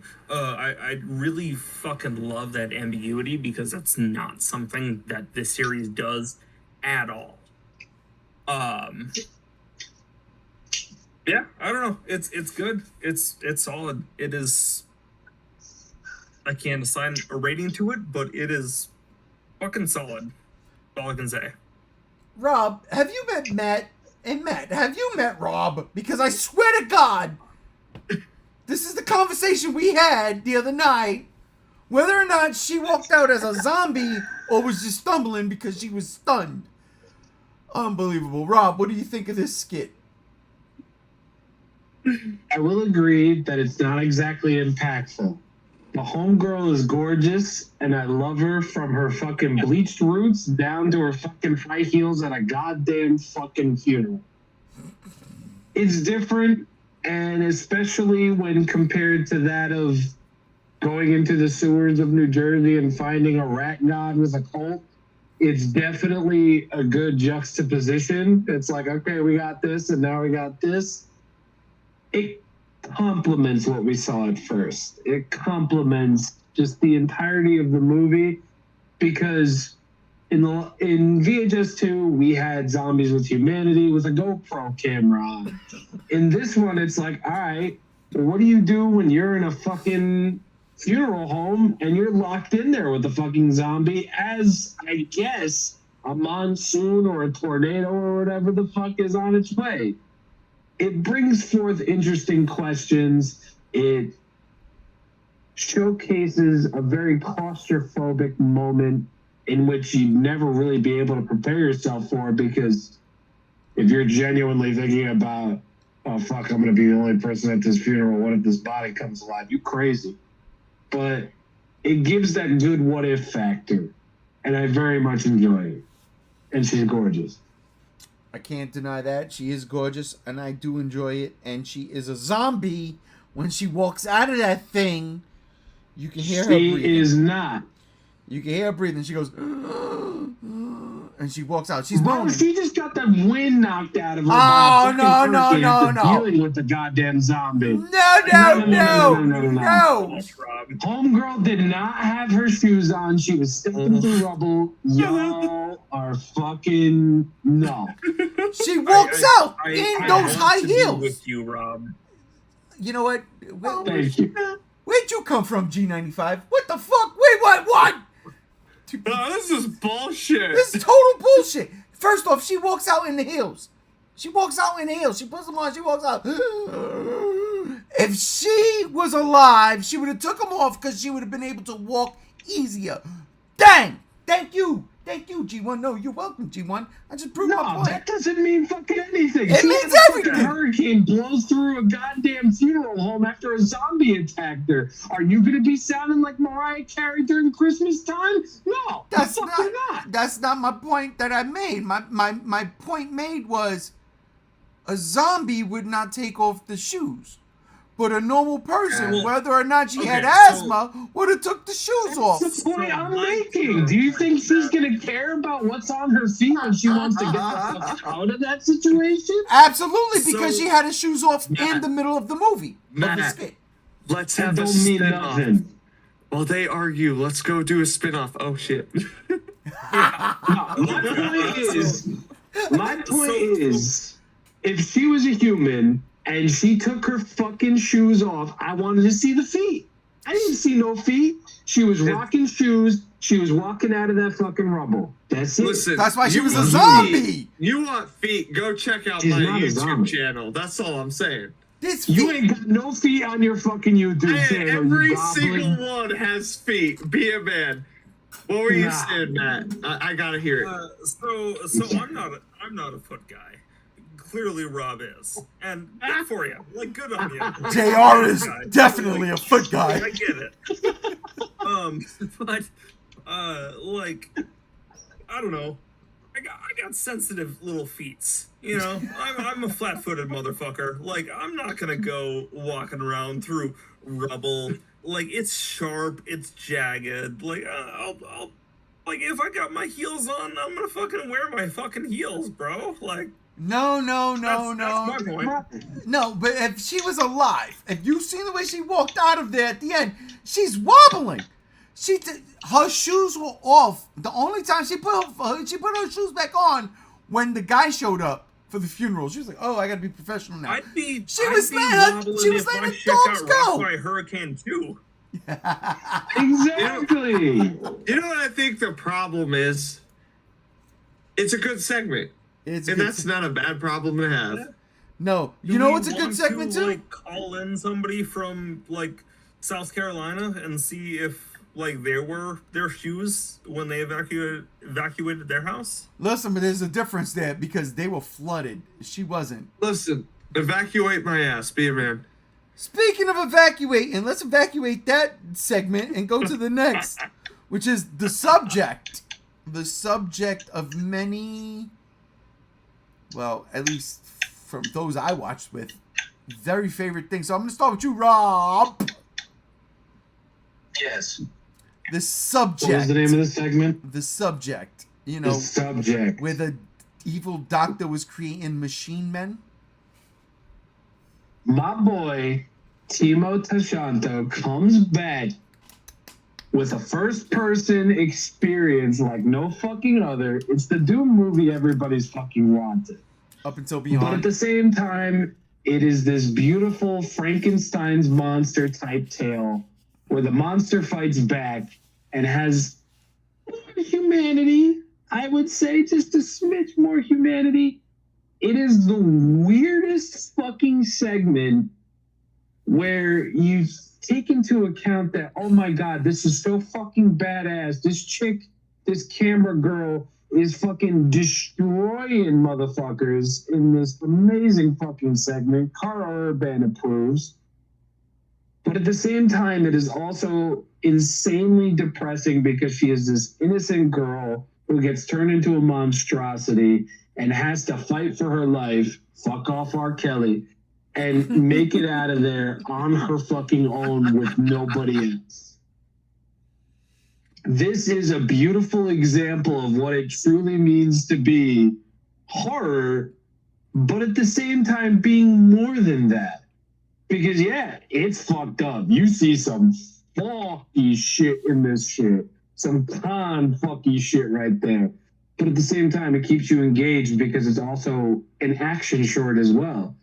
I think this is the longest segment in the movie as well. I think it is, yeah. It kind of just fucking hits extra. Maybe it's because I'm a Timo fanboy. I absolutely am. But this is like my favorite out of the bunch. It presents something new. It presents something interesting. We've got an insanely likable and hateable mad scientist character. We've got essentially a main character and a side main character up in this shit that's just making you feel the feels in every fucking color possible. Yet again, this is like the pivot for VHS. It's like, okay, vampires, goblins, or something, whatever the fuck. No, we're going to give you fucking biomechanical Frankenstein monster creations that not only do battle with other creations, but do battle with what I guess we can call law enforcement and god lovers. This is the peak for the franchise. This is in my top 3 for the franchise. I love this short, bar none. Damn. I mean, like, this motherfucker was Dr. Mafoni up in here making his daughter Katsura fucking cyborg and type shit, but without the aliens' help. Nah, I ain't with it. I'll be honest with you. It is good. Don't get me wrong. I do enjoy it.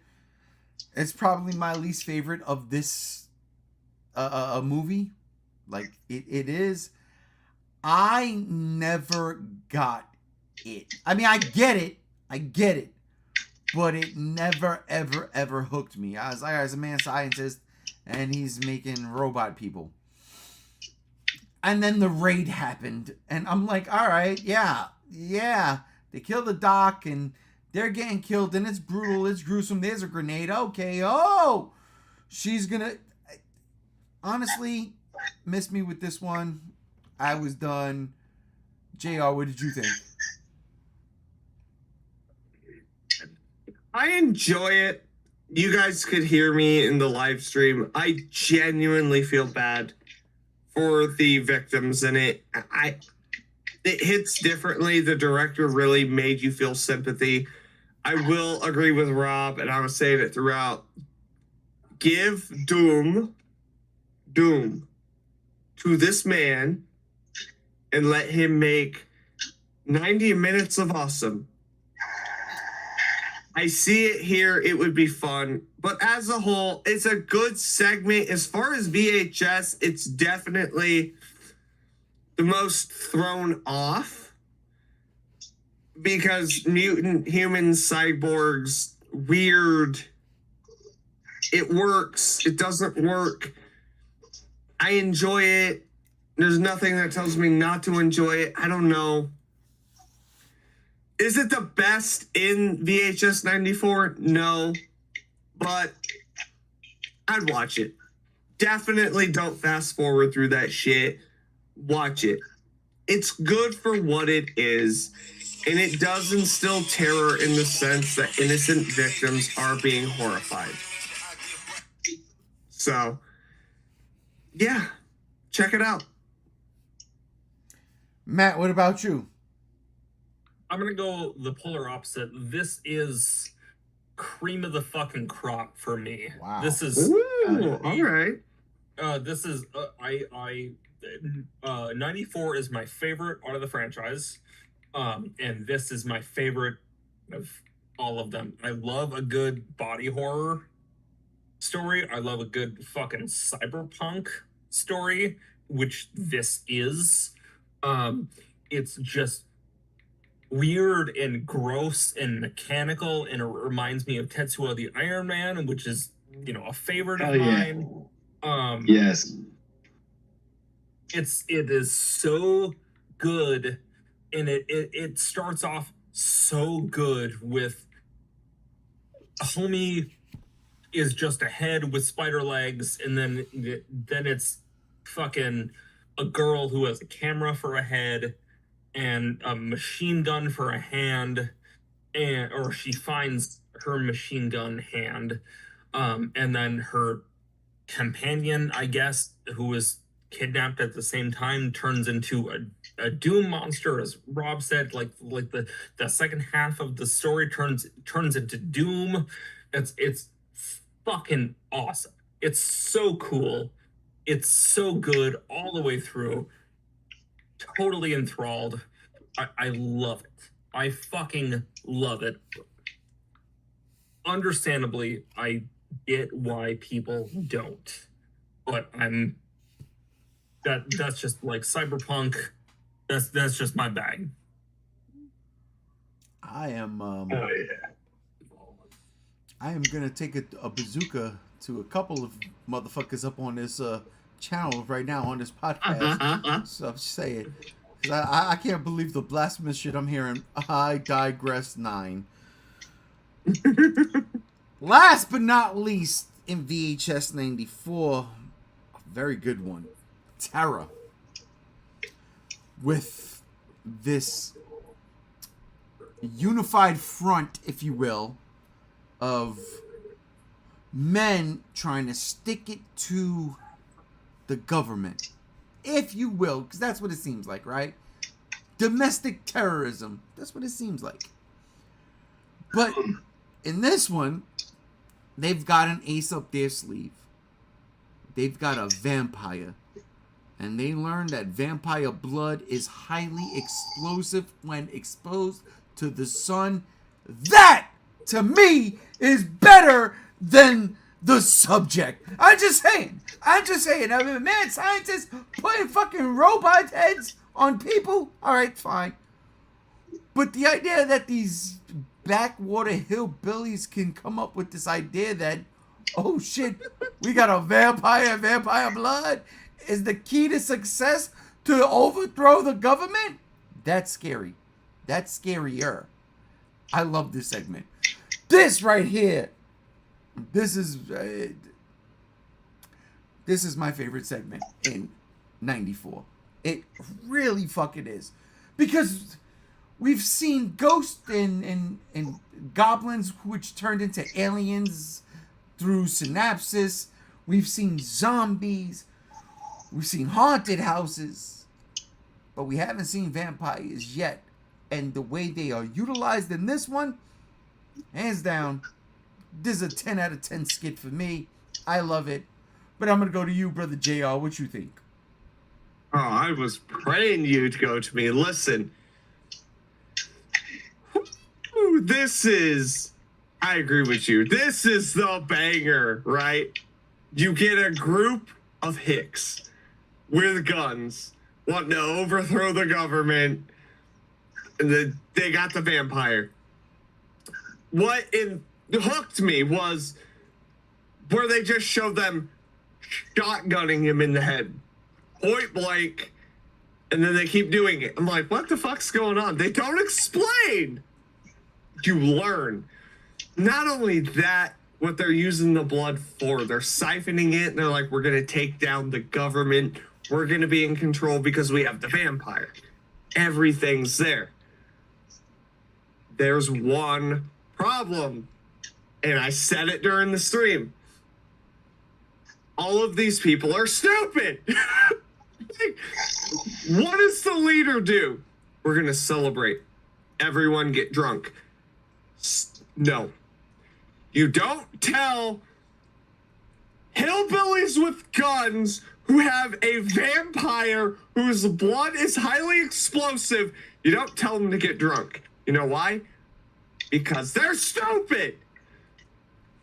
What happened? What happened? I want you guys to tell me what happened. I'll tell you what happened. During the stream, I said, who put that jackass on the 50 caliber who just mowed down their entire whole army? Oh, some idiot. Who does this shit? It's so good and so equally frustrating because it's a horror movie and someone like me who is like, you don't do half of this shit. What the fuck's the matter with you people? Just set the vampire free. Listen, justice for the vampire, and he got his justice. I've never seen a vampire whose whole upper torso opens to eat the face of people. It's so good. The practical effects are on point. Everything in this worked. It was like David Koresh's worst nightmare. I know I've mentioned that twice now. There's a couple of times in this VHS franchise where it's like, oh, David Koresh. Oh, Jamestown. I don't know. It just hits that way with me, and this is one of them. David Koresh gets a bunch of hicks, and then they have a vampire. Hijinks ensue. It's fantastic. It's well executed. And you know what? The ending. I won't spoil it. I won't spoil it here. But that ending, if I was shotgun blasted to the head for God knows how long, point blank, I would have fucking done that too. Justice for the bunny, though. What the fuck? The bunny did not deserve that shit. I'm pissed. It's okay. Doom Guy took care of that shit because, as we know, Doom Guy had a pet bunny. It's in hell. Doom Eternal, Doom 2, be a man. Watch it. Don't fast forward. Don't skip. That shit's a banger. Matt? This one is very strong. Probably second strong behind the subject, in my opinion. I didn't like it the first time I watched it. Maybe because I was like checked out at that point. Because I was like just so totally blown away by the subject, which is very like me, I guess. But rewatching it the other night, it fucking great. I love that they actually did like a really degraded video quality that looked like, out of all of them, it really looked like it might be actual found footage from 1994 from a fucking video camera, because Yeah. all of, like, you know, love the 80s and 90s trilogy that Shudder did. Very few of them actually look like they were from that era. And it's cool to see.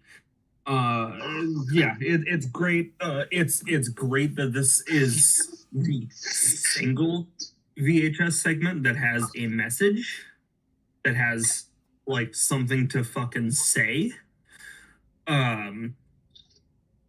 So yeah, I don't know. I love it.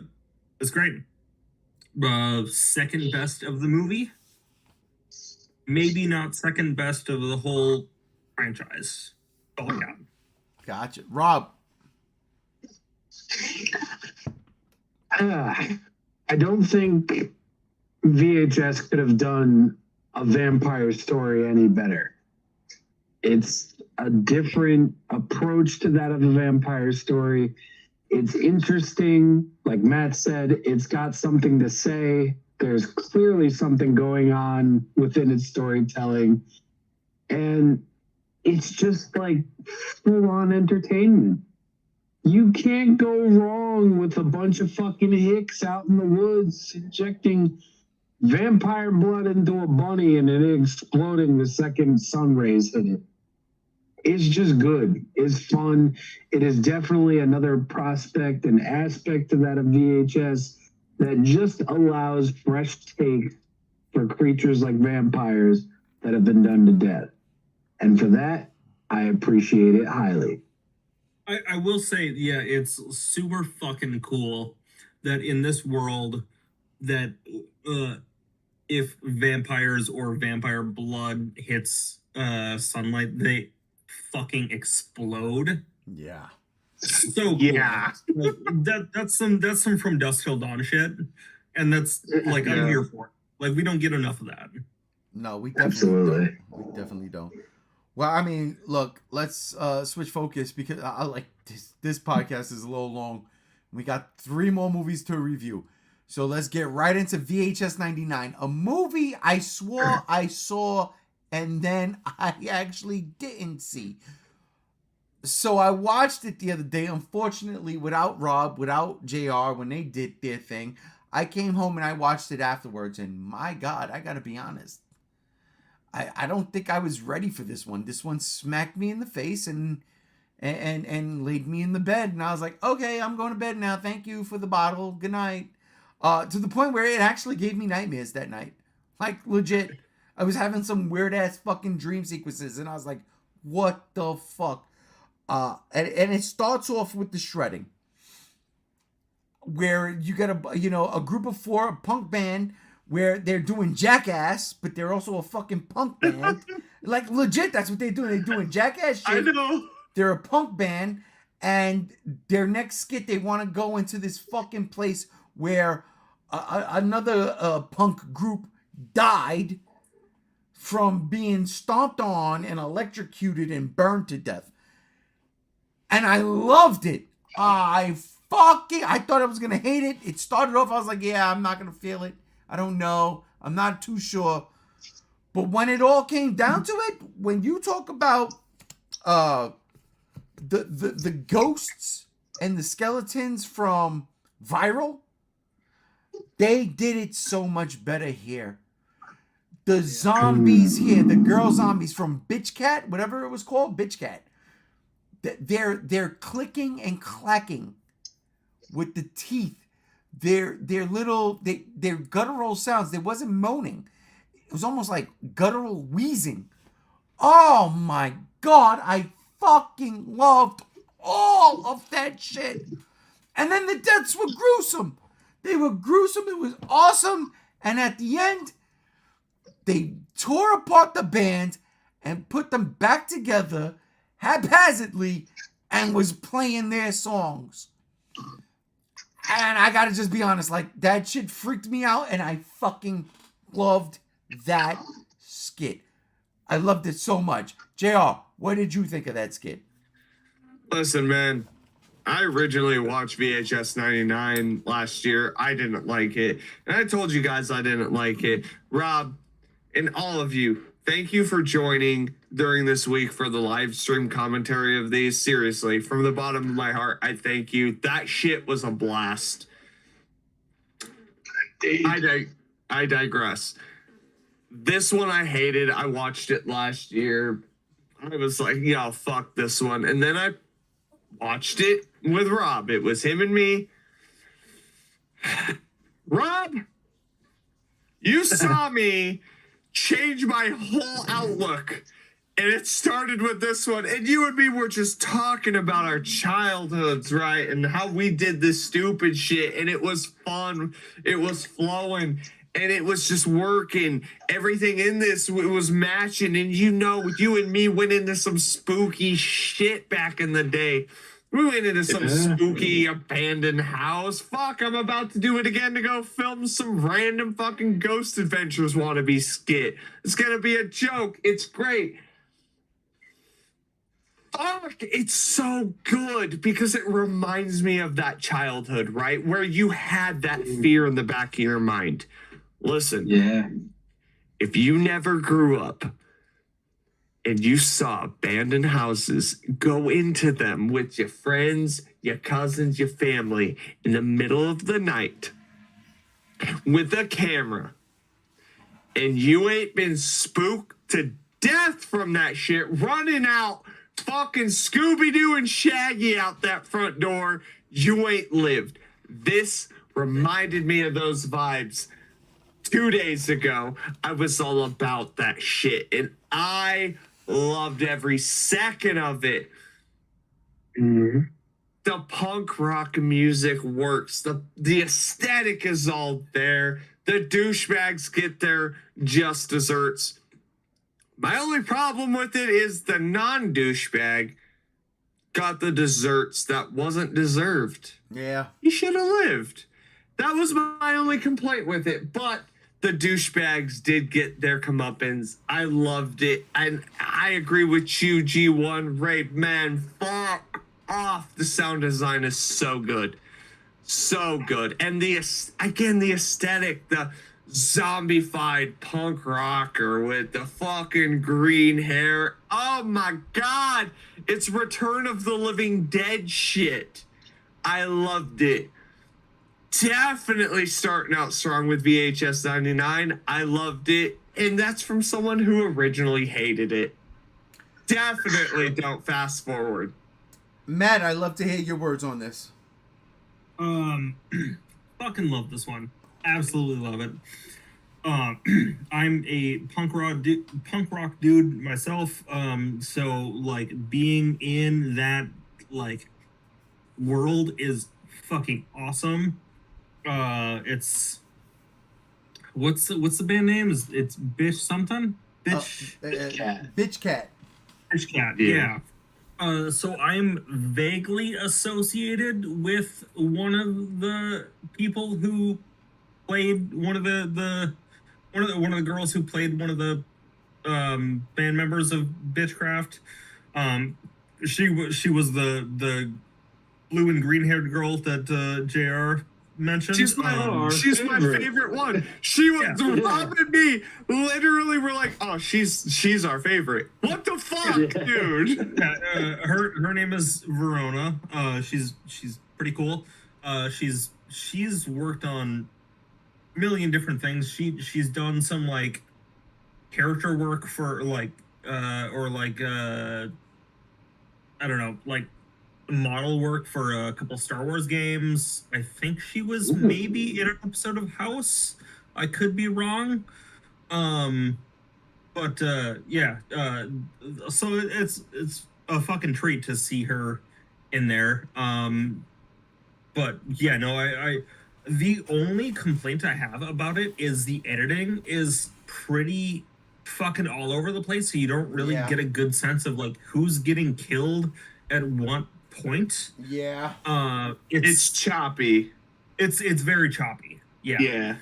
That's my biggest complaint, but it is a really good fucking start to the movie. It is like they start out with a fucking banger and it just like keeps going, like it like really sets the tone for what 99 is. Absolutely. Rob, what about you? Another opening banger for me, honestly. And as a kid who grew up with the original CKY tapes and Jackass and seeing clips of CKY, Ryan Dunn being flung into a fucking bush at the beginning and towards the end, it just struck like a certain like aspect, like a chord with me. Because, you know, I was a teenager. I went into haunted houses all over fucking New Jersey. Lord knows we have a lot of them. And, you know, punk music in and of itself, you know, such a huge part of growing up and even today. It's such a cool little, like, ghost tale. And it doesn't feel cheesy. It's not goosebumpy or anything like that. And I'm sorry, but when Homeboy got swung up into the air and got disembodied, Yeah. bro loses his fucking arms and limbs. It's like, that's what I knew these girls weren't fucking about. I think it's a fantastic opening to a rather good VHS film. Absolutely. Oh yeah, I couldn't agree more with everybody. I thoroughly enjoyed it, and again, I was like, wait a minute. When JR started describing it to me, I was like, what? I never seen this one. It was my anniversary, so me and the wife were out. Yeah. And that's why I couldn't join. But I got home and she let me do whatever I wanted to do, and I wanted to watch this movie because I didn't see it, and I knew we had to talk about it, and it was great, and I loved it. If I had the time, I would have rewatched it with you because that was a good day for all of us. I'm just saying. Yeah, it was. The second segment in this, I'll go first again. At first, I was like, I don't know if I'm gonna like this. I thoroughly enjoyed it. Suicide Bid. And the whole reason why I enjoyed it is, one, first off, being buried alive is the most scariest thing in the fucking world, right? I seen Beatrice Kiddo buried alive, and then she fucking broke out of the fucking coffin, right? Doing the Bruce Lee thing. Recently, I just watched the Umbrella Academy season 4. Yeah. And they buried one of the characters alive in it, and it was like, oh boy. But this one was different, man. Like, the sorority prank, the whole idea. I mean, look, these girls were going to dig her out. They were. But it started raining, the cops showed up, they dipped, and then it was fucked up from that point on. But what I loved about it, what really made it VHS for me, was the addition of the ghoul. Yeah. Seeing the ghoul, and then the transition when the girls come back, and she's not in the coffin, nobody's in here. What are you talking about? And then they wake up in the coffin. And then they see the girl as a ghoul, and then the fucking ghoul. I loved it. It was VHS classic to me. One of the best? No, absolutely not. But VHS? Oh, absolutely. Definitely nailed it. As far as VHS 99 was concerned, I was 2 for 2 in it. Matt, what did you think? 2 for 2 is a good way of putting it. I like this one a lot. It's really good. It's really creepy. I do like the whole we talked about like the cryptid aspect of Ratma for the last segment or the last movie. And I feel like this kind of does it almost a little bit better, where it's, you know, an urban legend kind of thing. Yeah.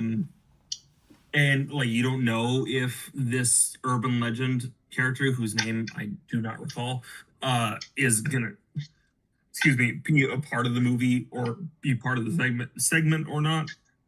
And it's just a cool fucking, like, it starts out as just a cool, really good, like, trapped in a box kind of movie.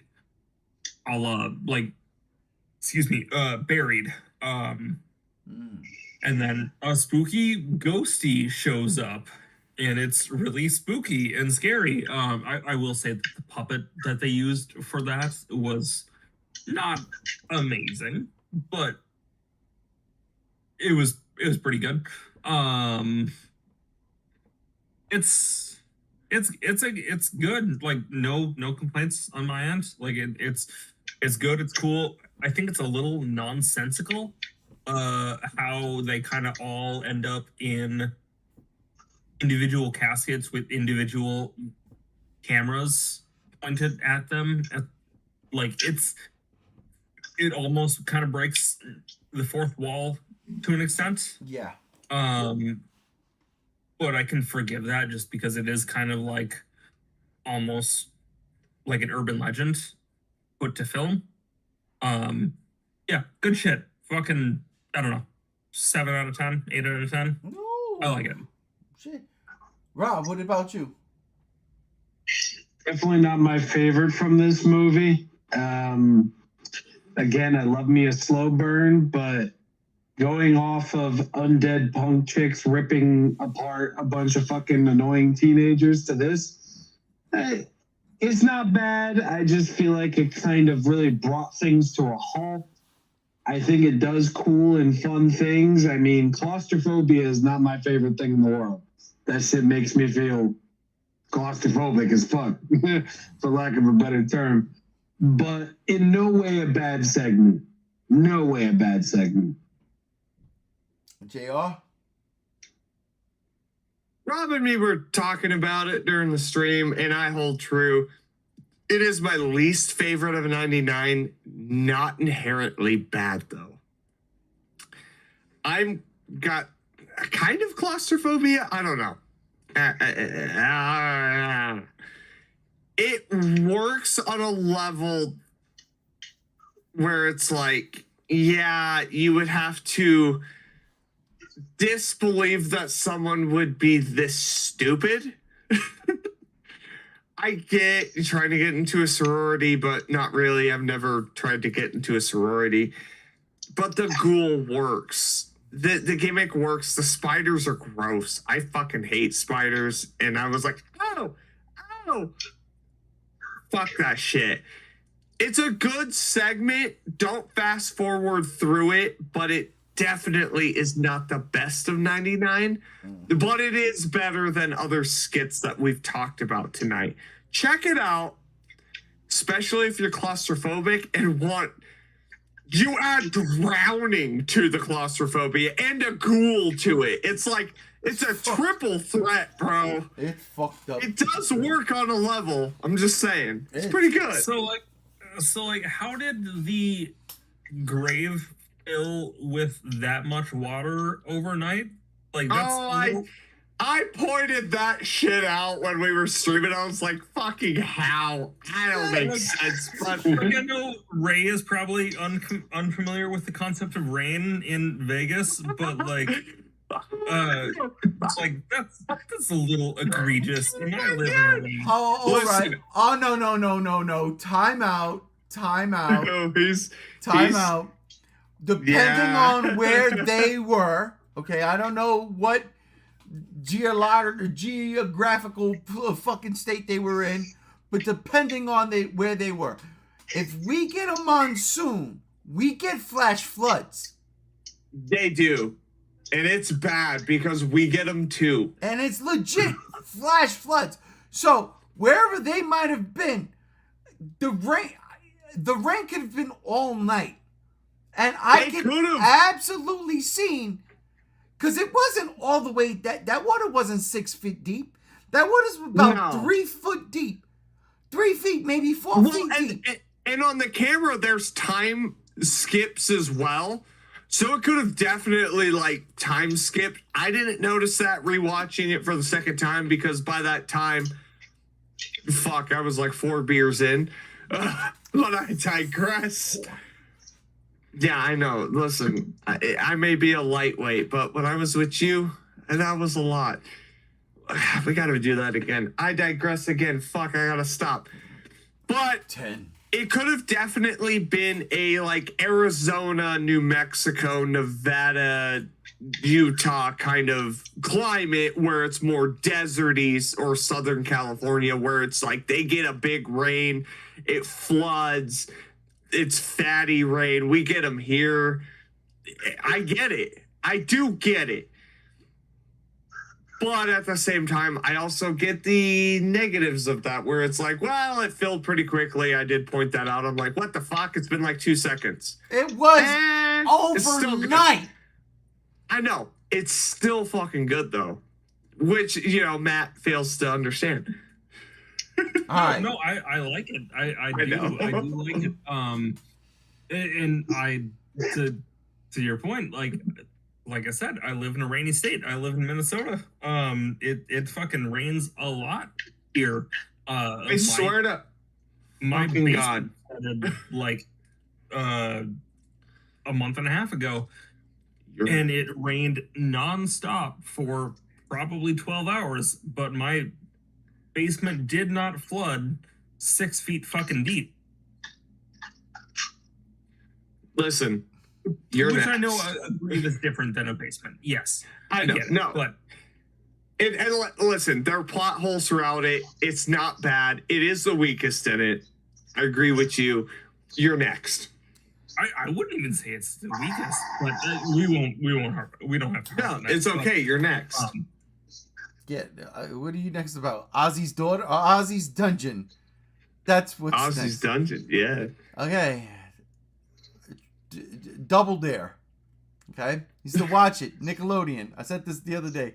Yesterday, as a matter of fact. I love that show. I love the show. At the end, you had to go through the obstacle course. You had to find the flags and goo in a pool. Pick up a giant nose. You had to dig up it and find the flags. Go down a slide. I loved it. And this was that in a very disgusting way. They had the obstacle course. You had the two final contestants. First off, that show was fucked up. Let's throw turkey legs at you. You got to catch them in your mouth to move on. That was ridiculous. Huh. But, this one was definitely my least favorite out of all of them.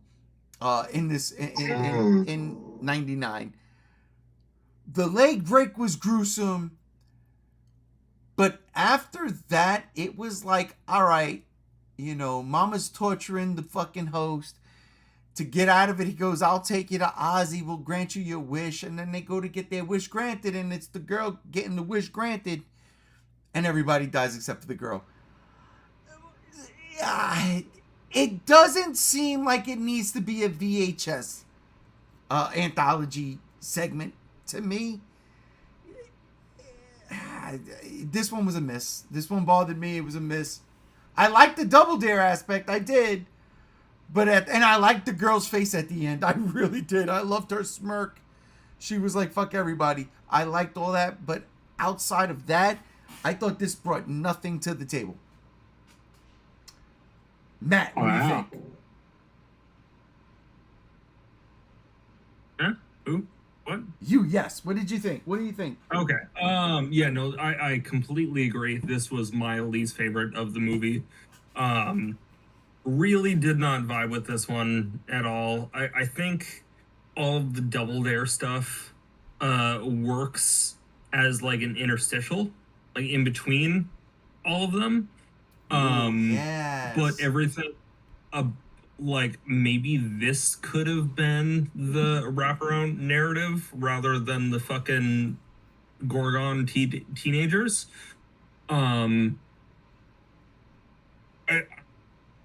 Yeah, like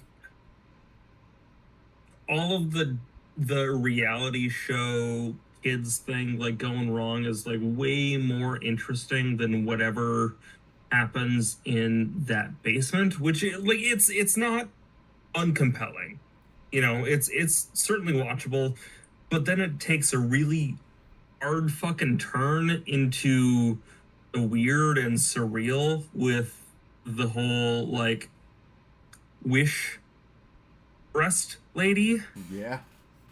Like that kind of comes out of nowhere. Like I've watched this movie at least 3 times. Correct me if I'm wrong. Maybe I fucking missed something, but like I feel like it really just all of that kind of came out of fucking nowhere, and it just like doesn't fit with the rest of the segment. Like the rest of the segment is really grounded, and it's just a dude getting tortured for being the star of a fucked up kids show, which is like good enough of itself in my opinion, and I think it really falls flat on its feet once it gets into like the wish stuff at the end, because it's not totally clear. Like, please somebody correct me if I'm wrong, but like it's not like totally clear of like why the daughter is wishing everybody to be dead. Oh no, because Mom pushed her, and Mom says it in the thing too. Like, she was my golden child. She was my ticket, and the host didn't save her when the kid broke her leg. So she had a personal vendetta. Yes, Mom did all the torturing and shit, but the kid was biding her time. So when she got her wish, she was like, "Fuck them, all of them die." Okay, that's fair. I guess it just doesn't work for me personally. And it doesn't really show. It doesn't really come out that way. It's pretty paper thin. Yeah. But yeah, I think all of the like kids going through like weird shit sewers for a game show works a lot better as like an interstitial than a whole ass short. I agree with that. Yeah, that's my opinion. Weakest of the movie. One of the weaker entries as a whole, I would say. Like the acting is really good. It's a good, solid, fucked up like concept. But it just didn't work for me. I agree there. I think it is definitely bottom of the barrel, but not the bottom. I mean, for the love of God, I saw that earlier today. Oh, there was a whole like Goosebumps thing. And then there's that. And then there's that. Rob, what did you? Oh, did I go to you, Rob? No, I didn't. Rob, what did you think? I might be the odd one out here, but this is probably one of my favorite segments out of 99. Just because it's that weird, never seen this before VHS aspect to it. A vengeful mother whose daughter got fucking crippled because of a terrible Double Dare Legends of the Hidden Temple fucking ripoff show. I don't know, man. Like, don't get me wrong. This shit was fucking gross. That pool was filled with poop. I don't care anybody. Oh, it sure was. Poop, pus, discharge, whatever the fuck you want to call it. Infection, basically. But I don't know. There's just something about it. It's like growing up in that era where game shows like that were so prevalent and so fucking present in life. And, you know, seeing them list off, oh, here's your main prize, here's the second prize, here's the third prize, and having it being turned upside its head to it being this cosmic fucking fat person with a goddamn Orwellian demon bursting out of their stomach.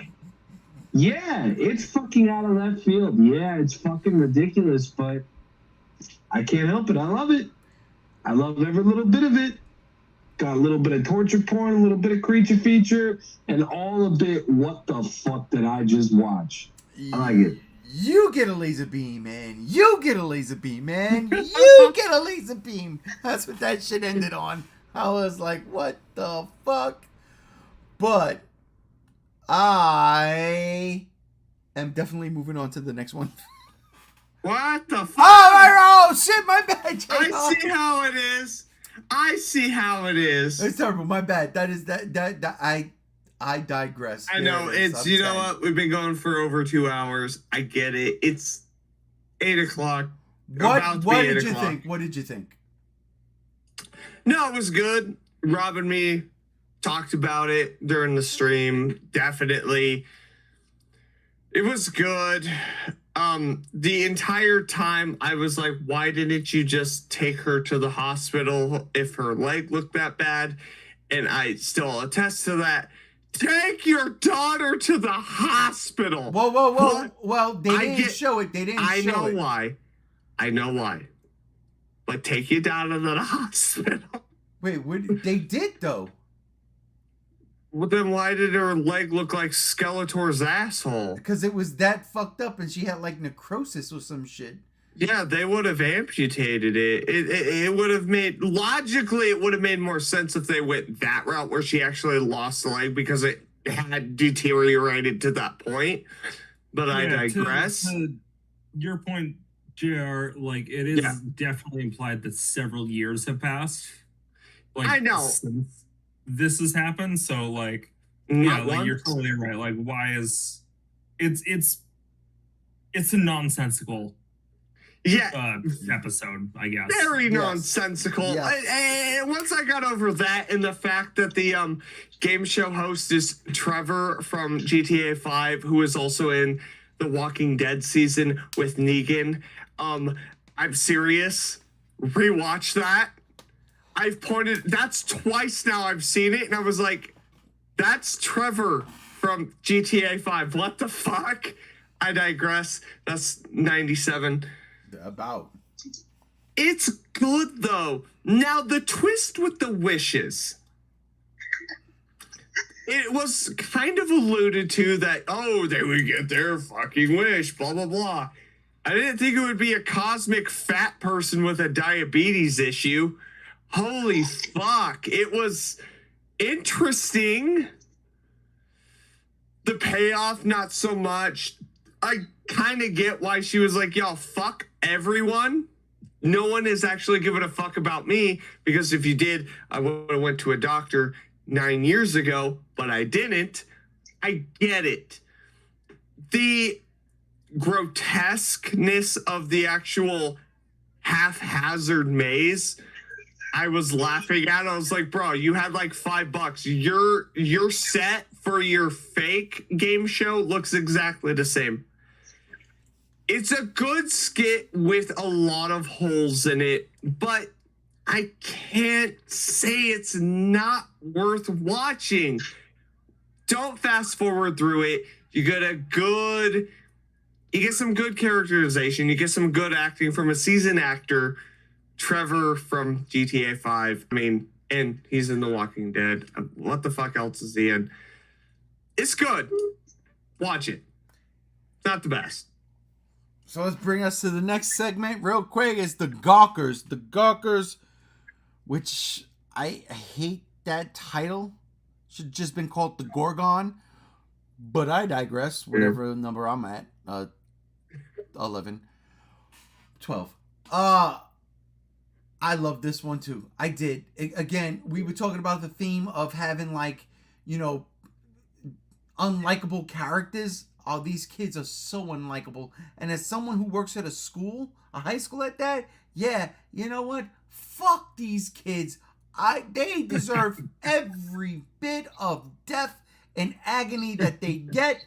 And I thoroughly enjoyed it. I felt bad that they used the I don't want to say it, but the slightly mentally handicapped kid to infiltrate and plug in the fucking computer. Was he handicapped, or was he just like younger and naive? I think he was just younger and naive. I don't know how much younger though, because he didn't. There was another kid out of the group that looked younger than him. I'm not gonna say he was. Bro was without game. That's essentially. He had no game. Yeah, he had no game. That's kind of where I'm sitting too. Yeah, he's definitely a sheltered kid. I was fucked up that they used him, but at the same time, it made sense. I really liked this one, and the reason why I did is because it gave us a creature, whether from supernatural lore, or if you want to call it a cryptid. This is what I'm looking for in these type of anthology movies.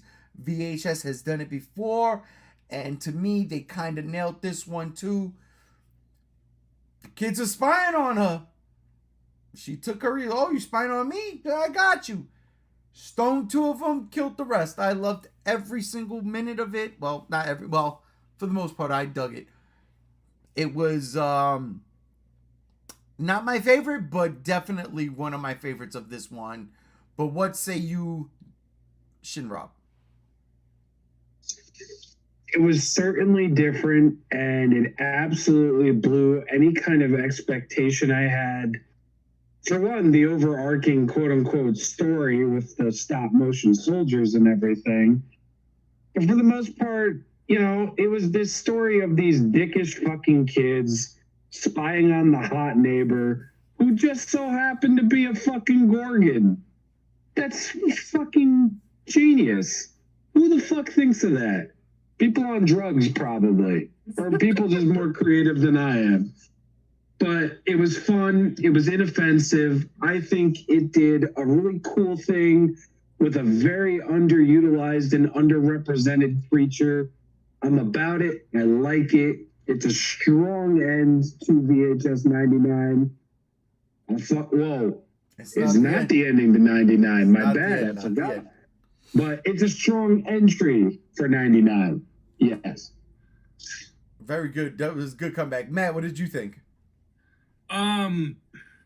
It was good. I liked it. It's not a favorite.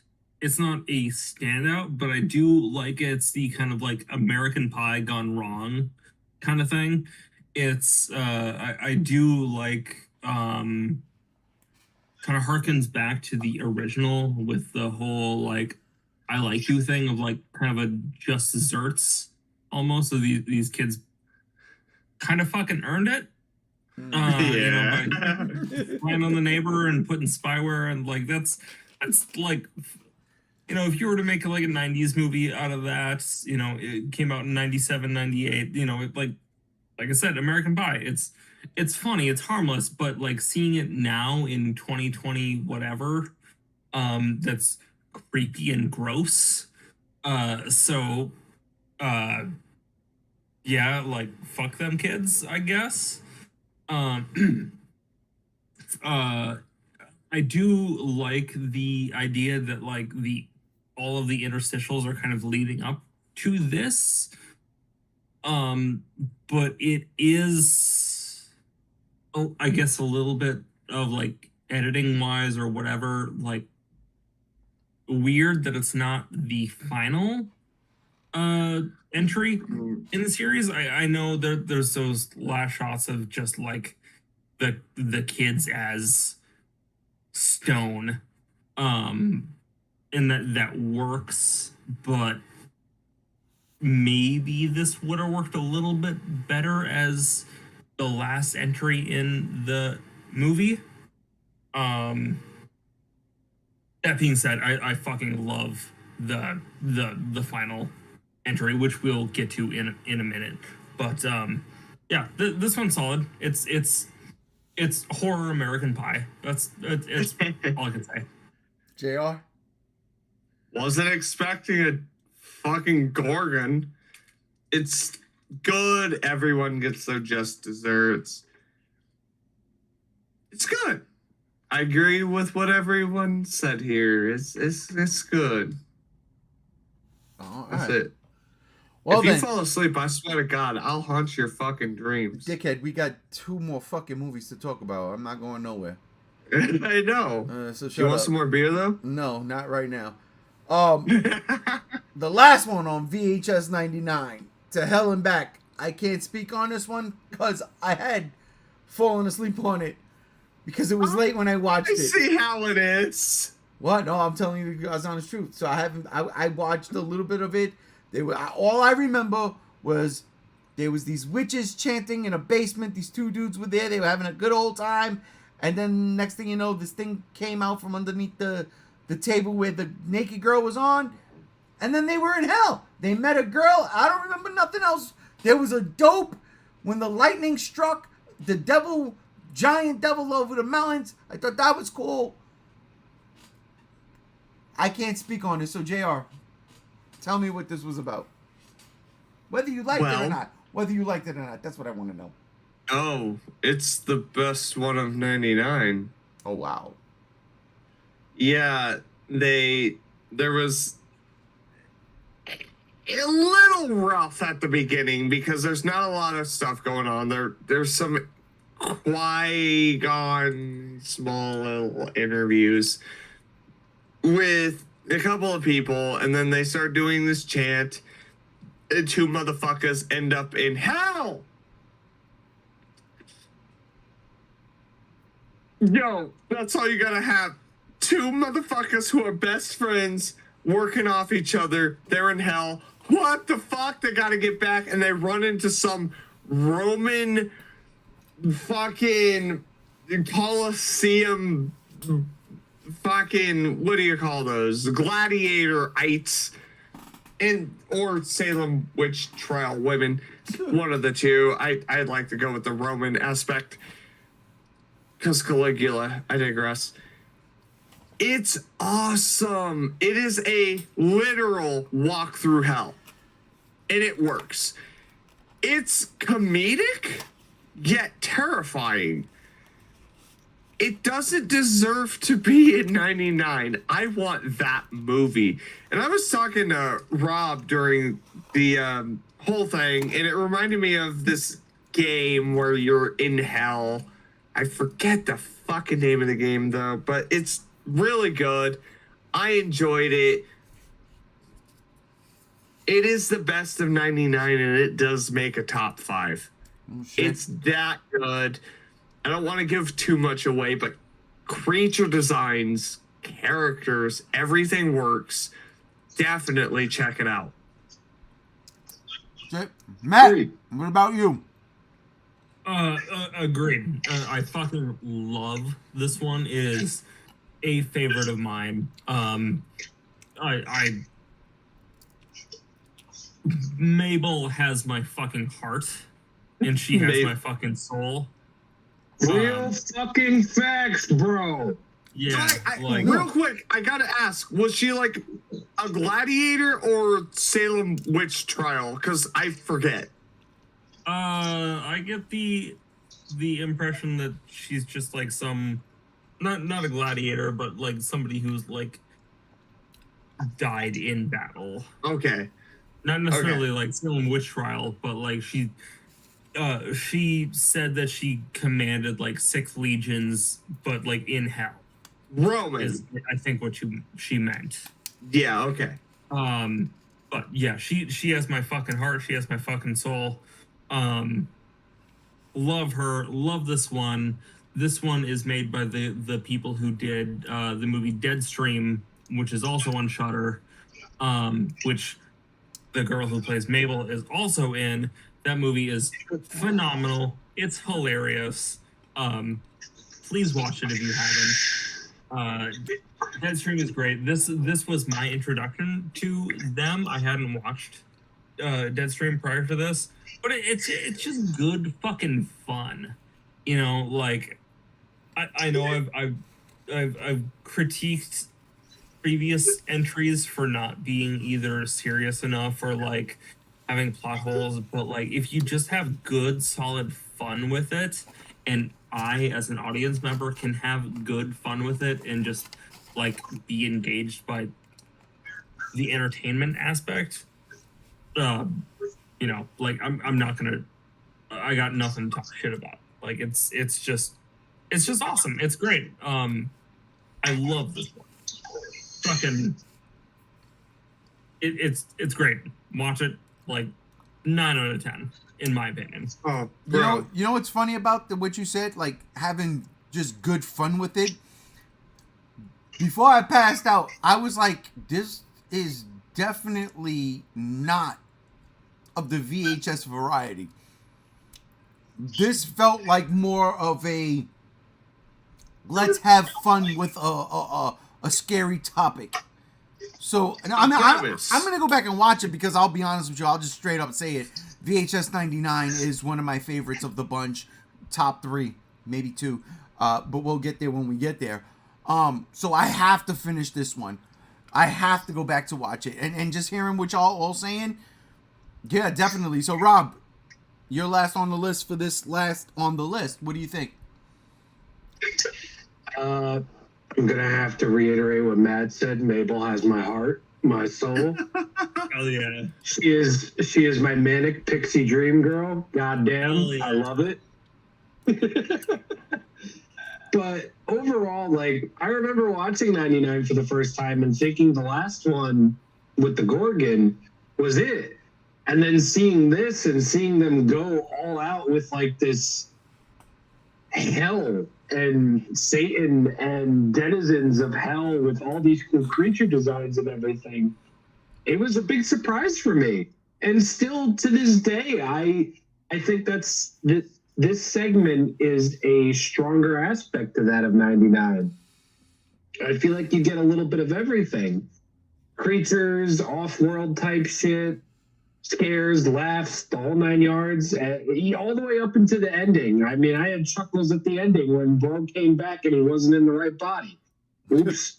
But it was a good time. I really like it. It is definitely a standout for 99. And that's how you close the Whoa, excuse me. Holy God. Jesus. That was a VHS 99. That's how you close the book on a good movie. Good stuff. I feel like it.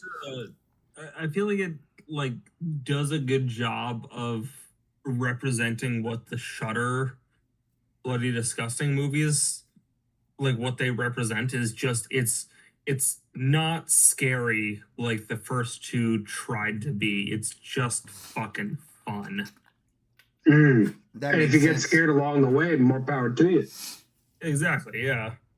Speaking of getting scared along the way, in 1985, my mom would not take me to see Godzilla in Oh my 1985. fucking god. See how I brought that together?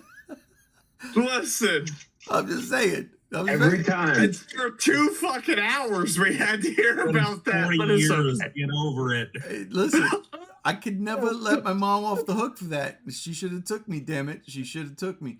That's all I'm saying. But that's okay. That's okay.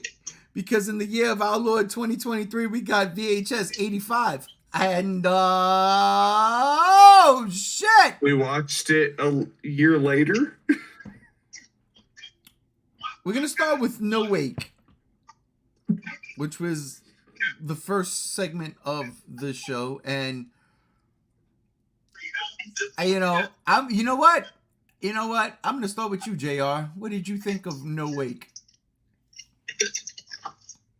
It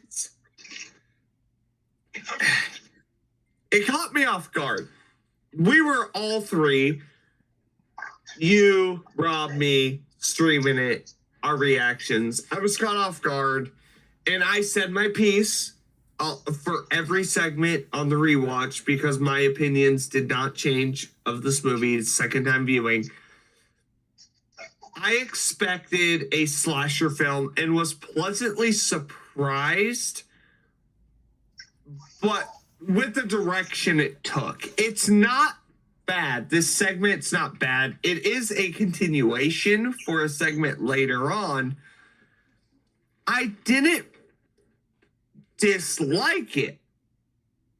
I expected one thing, got another. This rewatch, I expected the other. And it's not bad.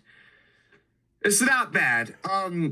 It doesn't go for the generalized slasher villain tropes. You know, they're the beer drinking, fornicating, pot smoking teenagers, slasher, blah, blah, blah. Yo, they're just boat, tube, having some fun, and then shots get fired. What the actual fuck? Not only that, they're returning to life. And the chick with the fucked up jaw, props again. Listen, if I haven't said it once, I'll say it a million times. The actual practical effects are fantastic in these VHS movies. More so here because her jaw didn't exist. Being hit with a 30-06, that would have cleared it, and they fucking were like, yeah, that jaw's fucked. Props to that shit. The characters interacting with the fact that they are the undead. Self-aware. Are they necessarily zombies? Yes. But not at the same time because they retain their consciousness from their previous existence. They're just undead. I like that aspect. It works as a whole. God damn it. As much as I don't like 85, this one is solid. And it will pay off. Definitely check it out. Stick around. Because, motherfuck, it pays off in a glorious fashion. Matt, what did you think about No Wake? So I'm pretty biased on this one because How it is. this is the one where I worked with one of the actors in this one, and I'm acquainted with the special effects guy. We the main actor and I worked on a short film together that is a piece of shit that nobody should ever see. Yo, send it to me. I can. It's not good. It's really fucking. Like, I don't give a fuck. Send it to me. Bad. I worked on better ones that are worth watching. Send me all of it. Sure, will do. All right, fair enough. Sorry. But so I worked with this dude for he was on the shoot for 2 days. I was on the shoot for a day, and it was mostly just me sitting in a chair, bored out of my mind, and like making props and stuff on the fly when they needed it, and then cut to literally less than a week later, I get laid off from my job. I'm fucking I got nothing to do, and the new VHS movie is on, so I'm up at like 7 8 a.m. I put it on because, you know, what else am I gonna do? I'm newly unemployed. Fantastic. And what do I see is my buddy Alex in the first fucking segment. And he's the long-haired dude who is like with the brain matter in his hair. Yeah, primarily holding his camera. Yeah. Jones. We love that dude. Fucking that guy's the shit. Yeah. So I can't confirm it, but I believe this was a Minnesota-based production because, like, he's from Minnesota. I worked with him, you know, like, and he didn't talk about it when I worked with him because, you know, strike and shit when this happened like a year ago. And then the effects guy, Ryan Shadley, he's worked on a bunch of shit. Namely, like the remake of Wrong Turn and the newly released Frogman. But Frogman, totally dope. I'm kind of acquainted with him because my girlfriend knows him. But yeah, they did this one. The guy who directed this is a Minnesota guy. I didn't work on it. I don't like have any real connection to it, but that's my biased that I get. That's my little spiel. It's my little story. But that being said, yeah, good shit. Like it didn't go the way I thought it would. I do like a good old fucking like kind of take on the Raft on Creepshow 2. Yes. And yeah, it's good shit. I like it. That's a good point. The Raft Creepshow 2. Rob, what did you think of No Wake? Man. It's just, you're expecting this one thing, this obvious thing, and then it gets flipped around and turned on its head. It's a super fucking cool concept. Kids go swimming in a lake. You're expecting a slasher. Turns out you get a shooter, and all these kids get fucking picked off brutally just for them to wake up and then get payoff later on in the movie. It's fresh. It's cool. I mean, this continues on the Shudder Bloody Disgusting trilogy, now quadrilogy, of just opening up strong as fuck. Because that's what this was. It opened up strong as fuck. It took your expectations, flipped them around, had fun with it. I remember watching that for the first time and thinking, yep, I'm locked in. Let's see where this goes. And I feel the same way. Yeah, I hear that. Yeah, no, I thoroughly enjoyed it. Because again, I thought the same thing. Slasher, obviously, they're at a camp. They don't swim in the lake. Have no idea what's going on. They get shot. You're like, what? And then they start waking up. I'm like, double what? And then it's just, yeah, they're the undead, but they retain everything. And they have a sense of vengeance they need to bring to Gotham. Stop. Wrong. I'm sorry. You gotta get it together, bro. I gotta get it together, put it together. But no, I thoroughly enjoyed it, and I thoroughly loved how VHS 85 weaves this tale later on. But the next segment is God of Death, where they take apparently a real incident that happened in Mexico with a giant, whatever, 4.5 earthquake or whatever, a huge earthquake, and then they run with it and they do a different narrative, an alternate tale, if you will, where they find Quetzalcoatl or whatever the fuck, Kotal Khan. They find a fucking monster underground. And I'll be first to go.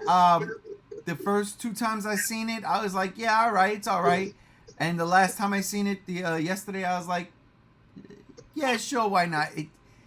It's harmless, but I don't feel it in VHS. It just wasn't, like, I like it, but I don't love it. It's not in a top 10 thing. It's not in a worst 10 either, but it was just like there, and it was like, at the end of the day, it's rather forgettable. But Matt, what did you think of this? Yeah, no, I'm in the same boat on this one. It's nothing too special. I think there's another YouTube channel that I watch called Movie Timelines that Oh yeah. They made the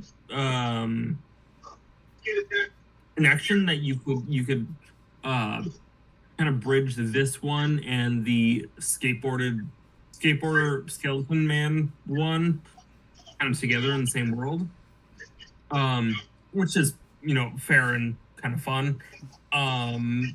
Yeah, I rewatched 85 today leading up to this, and you're completely right. It's harmless.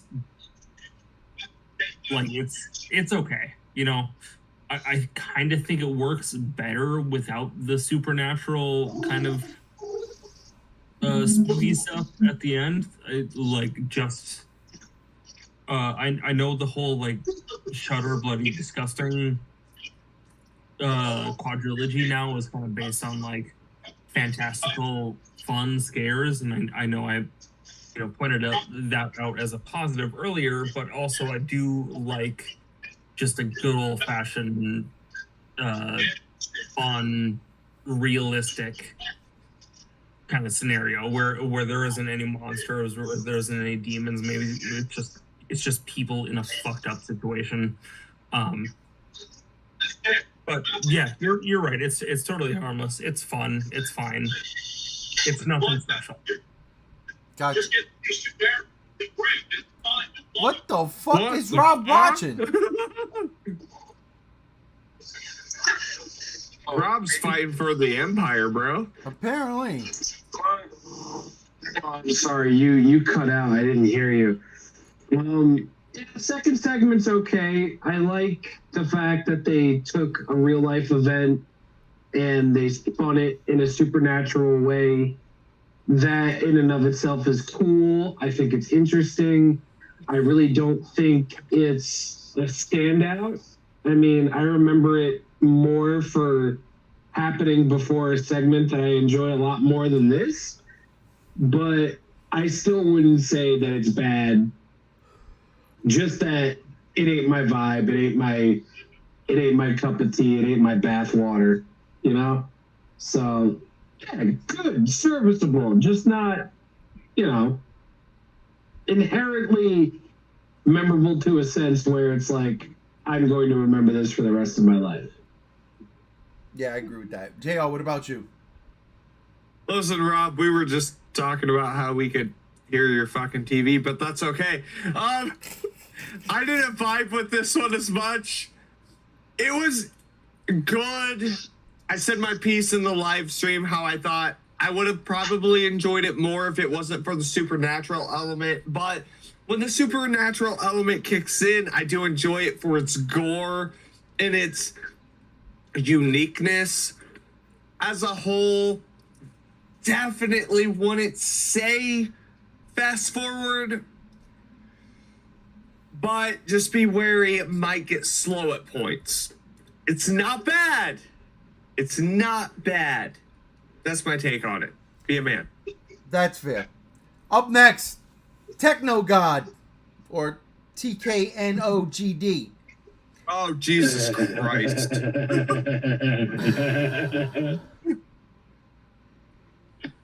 VR Troopers, virtual reality, VR Troopers. I can't stand this one. That's all I gotta say. I really do hate this one. I do. I hate. Yeah. I like the gore at the end, and that's about all I like about this. I hate it. It's dumb. Skip it. JR. That's fucking. If your VHS player has a fast forward 5 to 10 solid minutes of nothingness, do that. I don't enjoy this one. I think it's too ahead of its time. The theme is 85 and it's talking about virtual reality in 1985. That's not a thing other than the Virtual Boy and the Power Glove. Other than that, Virtual Boy didn't happen in the 80s. I probably should have known that, but I'm just saying, skip this. Skip it. It's bad poetry night, and I mean bad poetry night. The best thing about it is she dies. The end. Move on. Disagree. She was actually. I hot. know. Matt, what about you? Yeah, no, I agree. Yeah, this one's a mess. It's I know I was praising the cyberpunk aspects of the subject a few minutes ago, but like this is just like taking that and it's just a total miss. You get the fun little like wink and a nod, just like a little hearty har when he says like, "This is my iPhone," or whatever the fuck he said. But like it's such a do nothing segment. I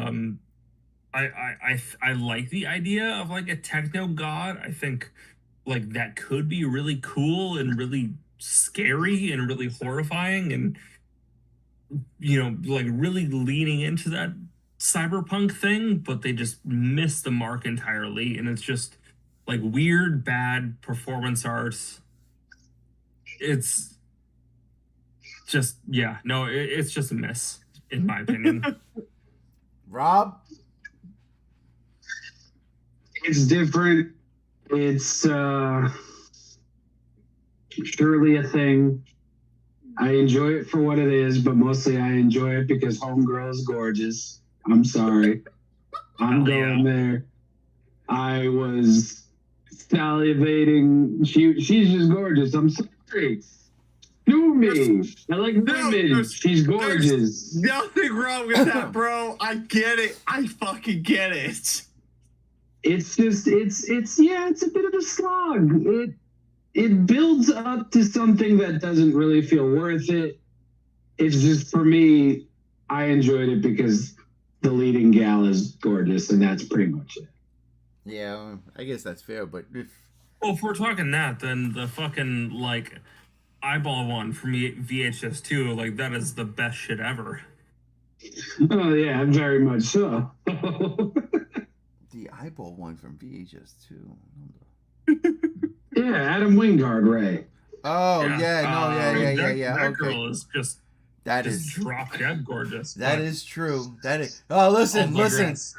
The hottest VHS girl ain't even here yet. And believe you me, she's electric. That'd be Mabel. She's electric. All right, but yeah. All right, we're all in agreement here. Techno God is a pass. But Ambrosia, how it rounds out from No Wake, and all you see is the Winnebago go by and a little kid with a water gun, and he's like, "Squirt, squirt, I gotcha." And it's all about a crazy ass cult family doing a bar mitzvah that's not really a bar mitzvah for a girl, and it's basically her celebrating her first kills. 7 kills to be exact, if I'm not mistaken. And it is the people from the first segment. And I love this. Love it. because the cops come and these people go on this crazy ass shootout in the house, and it's all bang, bang, bang, bang, shoot 'em up, shoot 'em up, shoot 'em up, and it's don't let them take you alive, baby. You take as much with you. I love it. I can't lie. It's simple. It's not scary at all. But homegirl getting shot up and dying and coming back, and then putting a bullet through a fucking head and still coming back. I really dug it, and I dug the fact that it was a continuation from the first one. We haven't seen that in a VHS movie outside of the narrative that binds each movie together. I dug this one. I thought no harm, no foul with this one. But what about you, Rob? I really liked it. Again, like you said, I really liked that it was a payoff to an earlier segment in the movie. I thought, like, upon first viewing, it's like, okay, where is this going to go? And then, slowly realizing that this is connected to the first segment totally blew my mind. I thought it was fucking cool. And finding out that that homegirl took fucking squirt gun to the face or mouth, whatever it was, essentially saving her life, quote unquote. I just thought that was cool. I thought the whole thing was cool. And at that point in time, I thought, what a great way to end off the movie. But as we know, it's not the end. Oh, it's not the end. Good times. It was good. JL, what did you think? David Koresh. There we go. I know, I'm sorry. It was a good conclusion to an overarching story that I wasn't expecting. And you guys heard me say it. What's the point of using a bolt action when semi-automatic was the thing? But I'm just an asshole.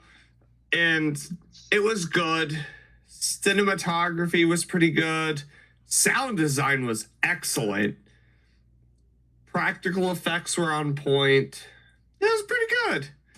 I definitely say don't fast forward, but that would imply that you haven't fast forward through anything else in this, because it is from the beginning segment concluded here, and there's still a segment after it. It's really weird how they structured this one, but I die fucking grass.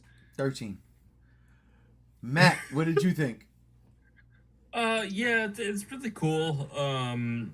Seeing like a progression or sequel, I guess, in the tapes or segments. It's cool seeing like a follow-up. I wish this one was longer, honestly. Yes. I feel like it was like in my head it's like really, really short. And I kind of wish it was fleshed out a little bit more. Like, I think this is one where it could have maybe overstayed its welcome, but like a little bit longer, or maybe a little bit more like revenge shit would have been cool, because it really doesn't tie itself into the like no wake segment too much until like the end, and until you kind of realize like, oh, like she's been sprayed with the water. Like I think that could have played out a little bit more, but it's good shit. I like it. I praised the more grounded segments in earlier reviews. So I like that this one is pretty grounded for the most part. Yeah, it's good shit. I like it.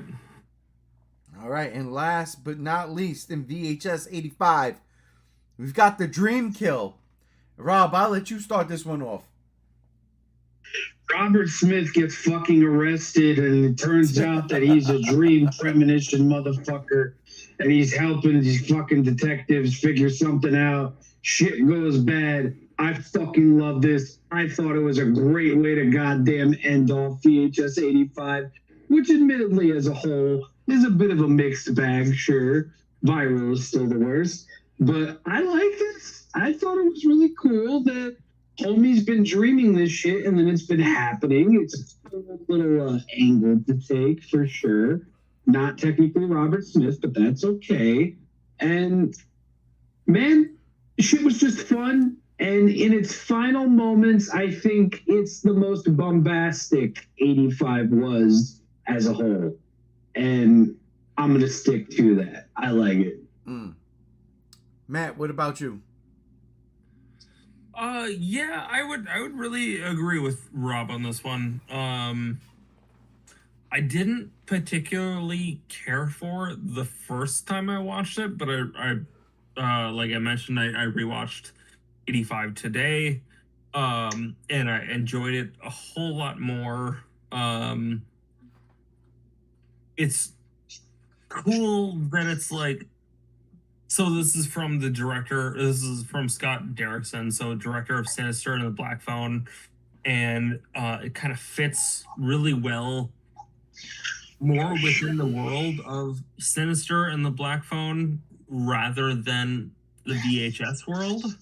Right. And like it's cool seeing that, like kind of seeing maybe like a little side story in those, the Sinister and Black Phone like universes, multiverses, whatever you want to say. I think it kind of falls apart a little bit at the end, especially because they kill my boy Freddy Rodriguez before he earned it. Like, homie was just doing his best. But I upon a rewatch, I like this one quite a bit. JR? I hated this. I loved Sinister and the Black Phone. This is a slog, boring. I got pissed because every police officer is well over incompetent to the point of listen, you can now go back to special ed. Scary Movie 1. Jesus fuck. I don't mind the premise. The cinematography and the editing with the actual skit isn't bad. It's just, I just don't care. I respect everyone's opinion on it. If you like it, you like it. If you love it, you love it. That's totally fine. For me, it just didn't hit. And this is the second time I've watched it. And I was like more fixated on how the fuck he got the goth guy, how he got his hair to look so gothy, and the police officer's fucking mustache. When you've lost me to that, you can't get me back. And these two fucking know it. I'm gone. I'm like fucking Mr. Pornstache over here with his welcome back 1970s mullet. I can't get over that shit. It's okay though. If you like it, you like it. Me personally, I just didn't do it. I didn't like it. I didn't jive with it. And I really wish his mullet and mustache would have disappeared sooner. It just didn't work. And the goth kid, you know, it's 1985, the time period.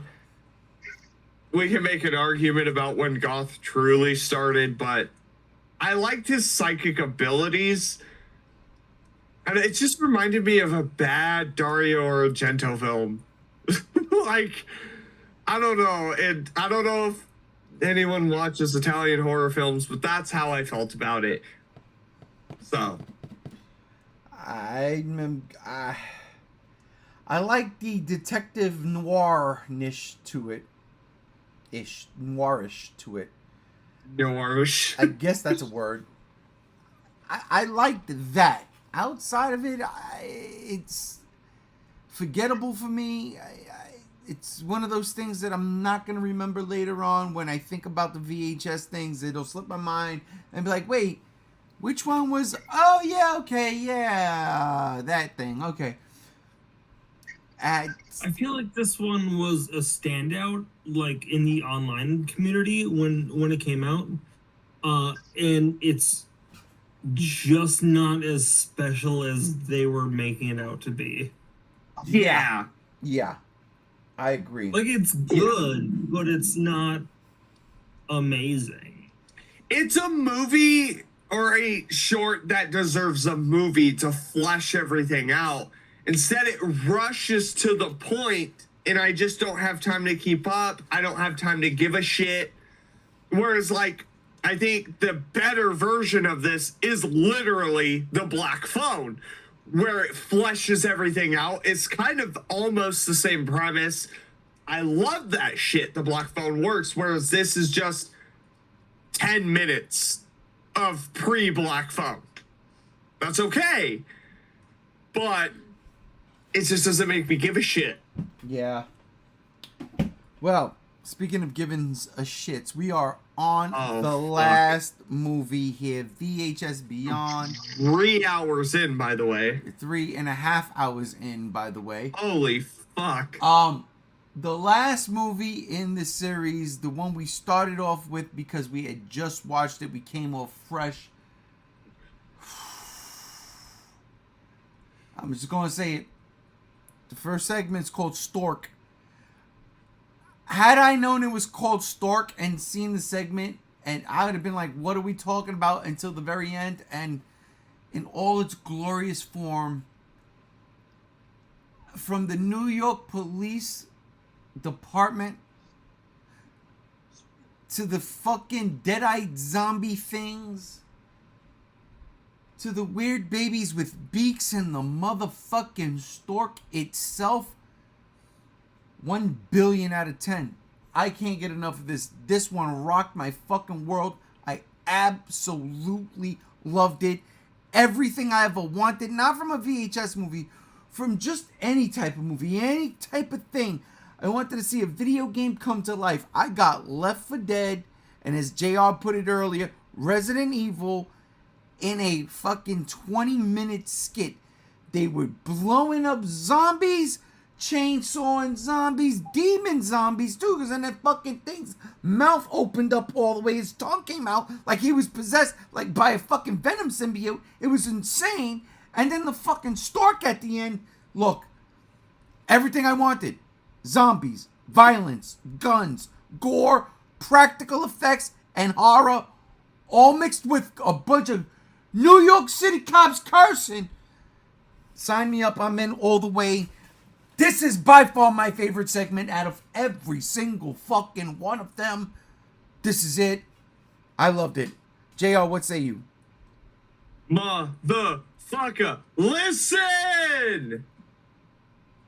This fucking spoilers, plug your fucking ears. The wifey's here, she ain't seen it yet. We're watching it Sunday with her folks. Oh my mother fucking god! Resident Evil 1, Left 4 Dead. I want a game of this shit. 4-player co-op. Holy shit! Yo, the single-handed best fucking skit in any fucking VHS movie right here. This shit not only blew my fucking mind, it blew my fucking expectations. It set the stage for a movie that never fucking topped it. They didn't save the best for last. They saved the best for the first. Fuck off. This shit had everything. It had mythological beings. It had aliens. It had zombie demons. Kidnappings. A fucking SWAT team a la the Stars. That one of the fucking zombies literally says stars. No. They do. Rewatch it. It says stars. The zombie with the baby says stars. He's singing Twinkle, Twinkle, Little Star. I'm just saying. Listen, this shit is off the fucking rails. This shit is off the rails. This shit is the greatest shit ever. I loved it. I fucking loved it. Not only did I love it, it took time for a reload session. It took time for everyone to reload. Yeah. And it just goes with this underground SWAT team that's killing these cryptids, going after them. There's personal history with one of the members that's like, yo, let's just fucking go. Fuck. He's the loose cannon of the fucking group. It's so fucking good. I'm sorry, I'm gushing, but you know what? When shit is this good, I have to gush. This shit alone, in of itself, is a 5 out of 5. If you fast forward, you skip this shit, you're a pussy. This is great. This is good entertainment. This is Resident Evil 1 done right. Check it the motherfuck out. Rob, what did you think? Good God almighty, JR. Jesus. There's not sorry. much else I can fucking say, but JR is right. If every opening to a VHS film has led to this, so be it. This is probably the best fucking opening to a VHS film ever. I mean, we were all screaming on the mic. We were enjoying ourselves. It was bloody. It was gross. It was awesome. What more could you fucking ask for? They started off on a high fucking note with a strong fucking leg. I appreciate it. It was gross. It was different. Loved it. Matt? God, I am so fucking sorry. I am so Oh, I swear to fucking God. sorry. But I definitely didn't get the impression that you two got. I'm sorry, but I didn't. Maybe it's because I was like actively falling asleep while watching it a couple hours ago. But I was just like not enthralled. I'm not gonna say it's bad. Like, I will not say that it is bad. It is certainly entertaining. I do like chainsaw zombies. That's always fun. That's always a good time. But I was not particularly like involved in it.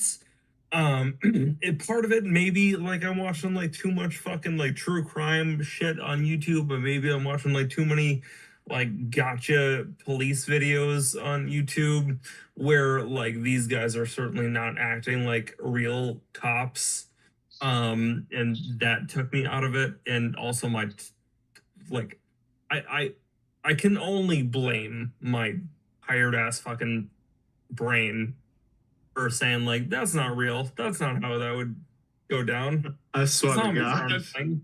I'm so sorry. I am so sorry. No, you're good, bro. You're good. I get it. I think you're gonna find a lot of my reviews for Beyond to be unfavorable as we go, because I was tired and I admittedly fell asleep through a segment and a half, or probably 2 segments. And I did go back and rewatch them before joining in.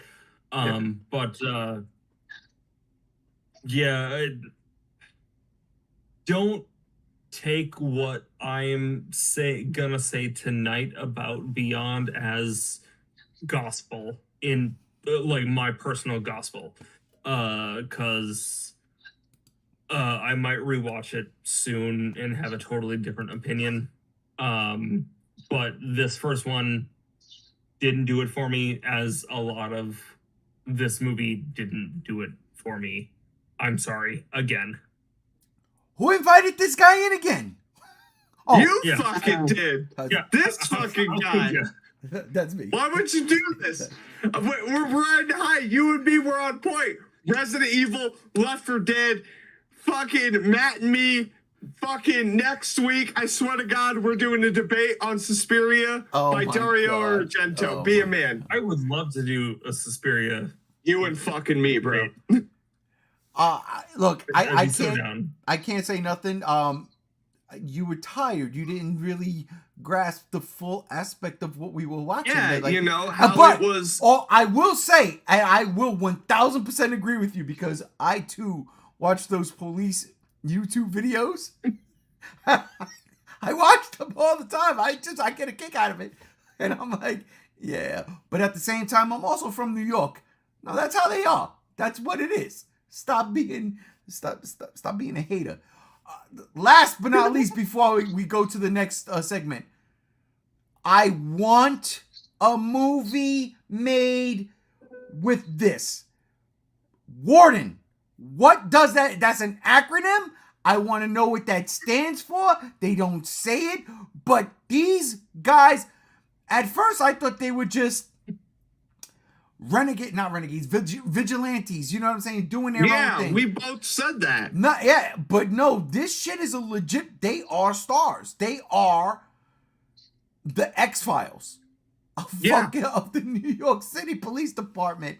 Of cryptids. And I love the fact that they weren't shocked when they seen these zombies. They weren't shocked when they, that was the thing at first. I was like, why ain't they shitting their fucking pants? Dude, the first fucking thing when you see the first one stumbling outside the house, the guy that was driving is like, that ain't a human. That's the first fucking thing. It throws you off. It's like, wait, what? Common sense. What the fuck? Yes. I identify what you're saying. What the fuck? Exactly. So when they, when you see the stork at the end, they're not phased. And I love it. And I'm like, why? And then the whole idea of, this is what you guys do, huh? This is what you're a warden now. Yeah. I want this movie. I want this movie. Please. Yeah. Give me this movie with this cast. I want the same New York City police officers. I want it. What? You guys remember the show on MTV like 15 years ago called Death Valley? Yes. No, honestly, I don't. Yeah. Thank you, JR. Yeah, it's a very similar premise where it's a police unit that is specifically hunting zombies, vampires, werewolves Cryptids. in LA. Yeah. Cryptids, yeah. In LA. Good fucking shit. The girl who went on to play Black Canary in the Arrowverse. Yeah. She's one of the characters. Brian Callen, the comedian, who has a podcast, like he's the police chief. The one of the people from Final Destination 3 is one of the main characters. Yeah. It's good shit. It is this fucking segment spread out into a single season of TV, but a little bit funnier, and it's produced and written by the lead singer of Power Man 5000. Jesus. Oh, Rob Zombie's brother. Yes. Yes, I know exactly who that is. Well. No, and I don't know. It clicked with me. It clicked with Ray. It didn't click with you. I get why it didn't click with you, but listen, go play Resident Evil 1 Remake, and when the Crimsons come back, and play Resident Evil 4, and that's pretty much all you gotta play. So part of it, I think, is like it's seeming part of the appeal is like Resident Evil, and I'm not a gamer. Like I fucking tapped out at I tapped out at Halo 2. What? Yeah. Oh, No, I'm bro. so far behind. Well, speaking of you're tapping, good. speaking Like of literally the most up-to-date gaming system in my bedroom is the Xbox 360. Like I'm not a gamer. Like I like my roommate is. So like I would love to play more games. I just don't have the availability to do it. Or the time really is big factor is the time. But yeah, so a lot of these Resident Evil subtleties are completely lost on me because of No, and that's completely fucking fair. I get it. But like one thing that I've been asking for in Welcome to Raccoon City, wasn't it? Was a faithful adaptation of Resident Evil 1 in film form.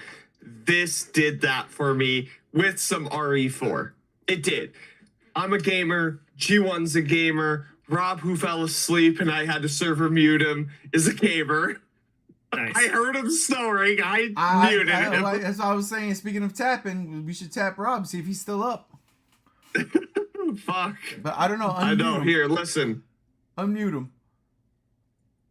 I unmuted him.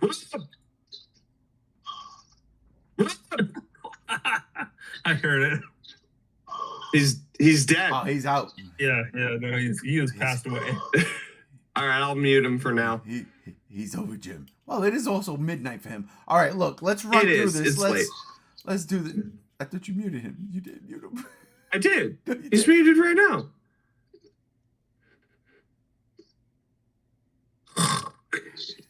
That was you. All right. Speaking of tapping, I would love nothing more. You see what I'm saying? Unless he's trolling. He's mute. Oh no, I muted him on my end. I'm sorry. Server mute. My bad. He's good. I'm not gonna run this joke again. Dream Girl starts off, and I'm like, I don't know what to make of this. It's a bunch of paparazzi in a Bollywood setting, and they're trying to get the candid pictures of the superstars, starlets, and they go meet Tara. Tara's the superstar of all Bollywood, and man, this went from I don't know what to make of this to holy shit, Terminatrix Demon is running rampage, and I gotta be honest, one, she's fucking hot. She's fucking hot. Hey, there's no way around it. She's gorgeous. The woman was drop dead gorgeous. Drop dead. And then two, there was a good amount of gore in this. I like the idea of him talking to her, waking her up, per se. I don't know. I thought this was a solid one where I thought it was going to be kind of boring. At the end of this one, I was like 2 for 2. I'm in. Granted, Stalk was my shit, but this was... I didn't think it was going to be it, but it was it. Matt, what you think? This one might have been my favorite. Again, gonna have to go back and rewatch the whole fucking movie when I'm more conscious. But yeah, no, I dug this one a lot. I liked that it was kind of a slow burn into the horror or the gore. And then I liked that she's just a fucking Terminator. Yeah. Like that's so fucking cool to me. We don't going back to the cyberpunk thing, like we don't have enough of that, of just like infiltrator robot on a killing machine, on like a killing path or whatever. Yeah, super fucking cool. It didn't go where I was expecting it to. I think probably maybe getting ahead of myself a little bit on the review of the movie as a whole. They kind of marketed it as a not just VHS aliens, but they marketed it as like cosmic VHS. So I was expecting a little bit more like Lovecraft stuff. And certainly this is not the Lovecraft kind of thing, but like this, closest scratch that itch of just fucking cyberpunk Terminator kind of thing, which isn't Lovecraft, but it is like up my fucking alley. Whereas everything else is just, it's an alien, which we'll get into, but I found a little bit boring. Let me ask you. The first segment then, Stork. That was very Lovecraftian.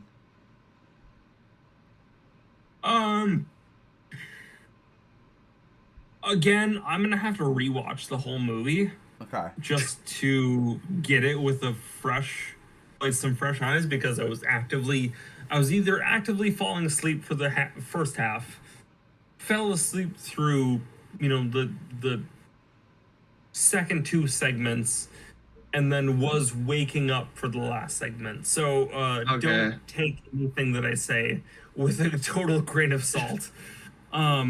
We're gonna have to But- do a remaster of this then. We might. I'd be down for that. All right, Jo, what was your thoughts on Dream Girl? It was good. You and me were both like, yo, this shit's fucking boring. What's going on? And then plot points started to happen. It paid off. By the end, I enjoyed it. Definitely not my favorite. I know what your least favorite of this is. Holy fuck, Spider-Man shows up. He took our advice. Spider-Man just finished watching VHS Beyond. What a wild ride this was. The Bollywood segment, which we're talking about, was interesting, but didn't feel really alien. The Stork felt more like Resident Evil mutation thing going on. That's what we've been saying. Yeah. You're on point with us with that. But yeah, the second segment, as much as I enjoyed it and I called it out, I was like, oh, this is Bollywood. Like, it's Indian Hollywood. I enjoyed that aspect. The fact that I thought she was a robot, but it turns out she's like a robot demon cyborg thing was pretty cool. It was good. It was my personal least favorite of this one, but not the worst shit I've ever seen, especially in the VHS. That's fair. Rob, what did you think? Thanks, Rob. Appreciate you. I disconnected him. I know. I feel bad, but he fell asleep. Hey. Listen, it's like fucking midnight It's there. fine. Listen, let's get this go. Let's get this over with. I wanted to make this 4 hours. I didn't want to make it 4 hours, believe it or not, but we're going to 4 hours, so let's just do it. Live and let dive. This segment in the trailer is what had me peak. Yeah. I was like, oh shit, skydives and UFOs? Yes, please. And it did not disappoint me. The skydiving part, like the whole beginning in the plane, where, you get the turbulence and then the pilot goes, look over there, 3 o'clock, starboard, whatever the fuck. And then you see a fucking spaceship. Then it disappears. They're like, oh shit, what the hell was that? Oh, I saw a spaceship. Then it was there. Then you see the spaceship there, clear as day, with little spaceships flying around it. They're clearly capturing it. The pilot, for me, everything made sense. Everything they started to do made sense. The pilot was like, yeah, I'm going to land. When the fucking jets fly by, the pilot was like, nope. The F-35s, I'm dude. landing. Shit. We're landing. And that's what I thought. I was like, yeah, because if you know what? If I'm in that situation, fuck this bullshit. I'm taking us down. Motherfucking aliens up here. We're going to die. But then, obviously, what happens is the motherfucking ship crashes into the plane. These people get thrown out the plane. They're skydivers. Oh, my God. First off, I'm never getting into a plane to jump out of it. No, never. Alex, homie. What's up? What's up, guys? What's up? Alex, Did you watch VHS Beyond? No, I have not. That's You're what gonna we're be talking confused. about. Yeah, that's what this topic is. I was out all day watching Joker, which I regret. Oh, Save it. fuck. You save it. I have a lot to say for next week if we're gonna do You it. save Yeah, it, bro. We'll do it No next spoilers, week. We'll do it please. next No week. spoilers. Fuck. No spoilers. Save that shit. Well, Alex, just hang out here. But we're almost done here. We're wrapping up in a quick bit. But yeah, this segment just blew my mind. It was what I wanted. I'm an alien aficionado. I loved the idea of the skydiving, and the aliens.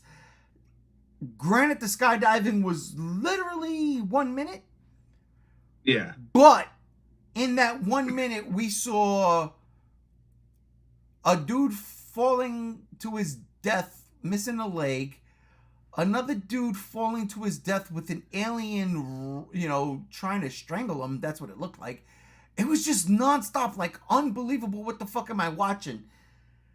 And then they hit the ground. They were in the orange orchid. And, yeah, it's just violent, graphic, decapitations, arm breakages, punctured lungs, faces being melted off, Baraka spikes, electric shit, a fucking fingers getting blown off, an abduction in a truck.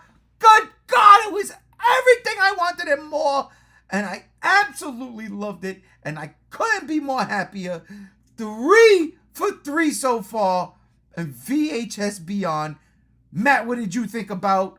Oh, wait. Oh, you did see it. You woke up and watched it. Oh no, I watched this one. Live and Let Die. I went back and went through it. It was really good. I would like to re-watch just the whole movie. As I've stated already. This one was a standout, but I was finding myself a little bit not engaged. Let's say, and yeah, would love to revisit it. I love the weird hyper kangaroo shape of the aliens. That was pretty cool. It was certainly unique. I think a lot of like extraterrestrial media doesn't like show just like how weird biology at another planet could be, and it's kind of cool seeing fucking like kangaroo grays, I guess. So yeah, no, it was cool, but would like to rewatch it soon. JR. Matt, you, me, a third. I got them lined up. VHS Beyond, Monday. Bam, man. I'm off work at 3 Mountain Time, which is like 2,700 million hours your time. We're going. Listen, this shit was fucking fire. Okay? I said from the beginning, worst birthday gift ever. It was the worst birthday gift ever. Who the fuck takes someone skydiving on their birthday? And I said it. If my friends tried to take me skydiving, you're not my friends anymore. Not only that, go fuck yourselves. Fuck off. No. And then the plane explodes because the U.S.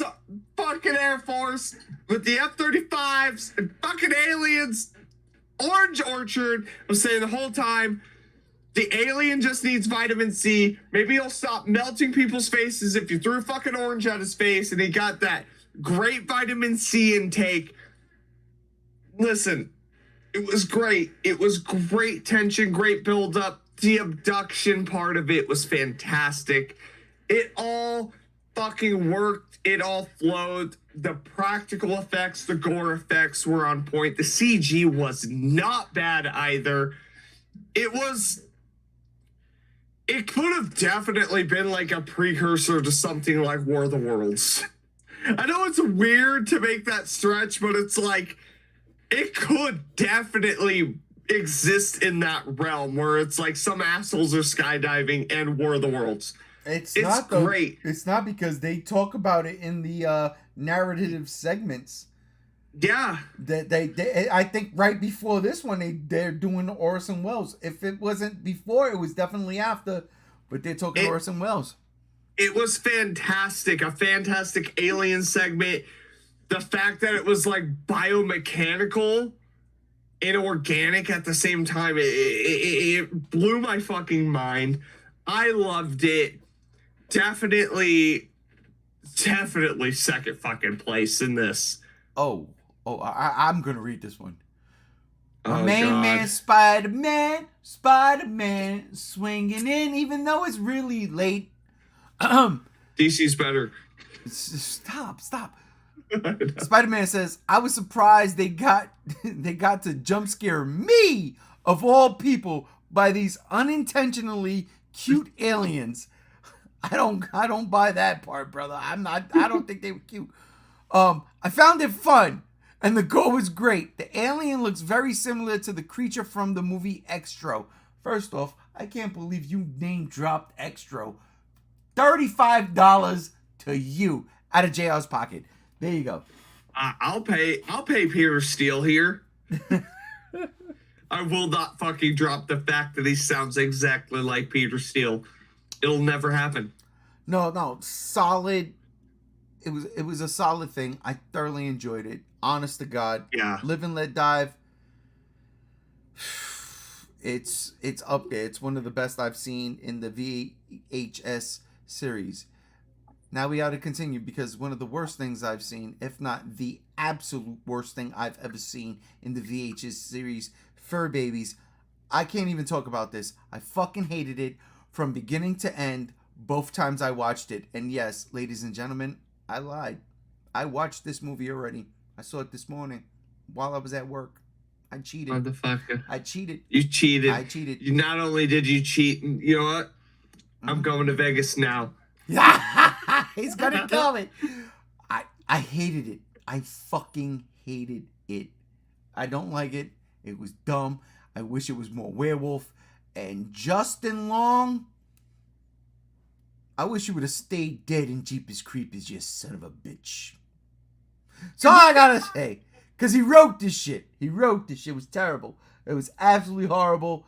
Oh, this was by far, this is the worst VHS segment I've ever seen. I couldn't stand it, and that's where I'm gonna leave it. But JR, I know you wanted to suck a dog dick in this one. I swear to God. Listen, I did not like Justin Long and Kevin Smith with Tusk. I hated it. The transformation into a walrus is stupid. With this one, before I continue, Spider-Man chimes in. I know furries were praising this segment. I mentally checked out watching Fur Babies. Hated this segment. Felt so out of place. Thank you. Thank you, Spider-Man. I do get it. For me, I don't mind some internet hippies getting mutilated and turned into dogs. I don't mind that shit. They poke their nose into business that ain't theirs. Shit happens. I don't mind that. The practical effects were pretty good. The story as a whole is hit and miss. It plays on that social media shit where it's like a vlog of what she's doing. And you guys heard me when we were watching. I'm like, call the fucking police. Your friends went missing. But they set a line where it's like, well, the police are useless. No, you're useless. And that's why you're fucking dead now. The effects, the practical effects and creature designs were good. They weren't creature designs. They were fucking, literally, they were furries. This was bad. I know, but like they were actually taking the jaws of deceased dogs and surgically inserting them, which I think is pretty neat, but it's not, I won't say it's strong. Narratively, it's not strong. The premise ain't there. It is there to exist for shock value because Justin Long was in Tusk and Justin Long wanted to continue that trend, whereas Tusk failed because Kevin Smith's a hack. This one kind of proves that Justin Long's a hack. But there are good things in it. I won't say it's inherently a write-off, but I will say for every other 5 in this fucking VHS Beyond, this one is not. Fast fucking forward. I will not recommend it because I don't recommend Tusk and I don't like Kevin Smith, and this is a Kevin Smith film. You can't change my mind. Even though it's Justin Long, but I digress. That's 13. Yeah. Matt, what did you think? I'll start off by saying that I fucking love Tusk. I sort of fucking you and me, Tusk. I love it. It is so good. This one, to JR's point of fast forwarding, I did indeed fast forward through all of it, most of it, to expedite my showing up for the podcast. Because it was very boring. It's not worth it. It's not worth it. Pretty uninteresting. Again, harkening back to what I said for the last one, is like I was really hoping for more, like they said, beyond. They said it would be like cosmic shit. I didn't think it would just be all aliens all the time. I thought it'd just be like more, Lovecraftian kind of ideas. It's the spooky season, so I'm reading more like Lovecraftian kind of stories of like by different authors. Like just the world is so fucking ripe with like ideas of what could be movies and like what you could do for short film of just like abstract cosmicism. And instead we made a short film about dog poopy. Yeah. Yeah. So this was the worst segment by far. But I think Beyond as a whole is kind of a miss, in my opinion.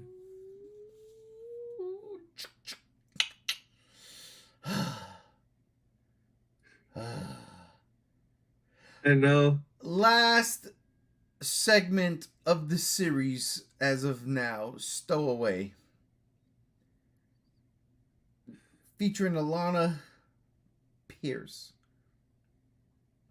Rob got a shout out from her. Well, not a shout out, but she liked his comment earlier today when He did.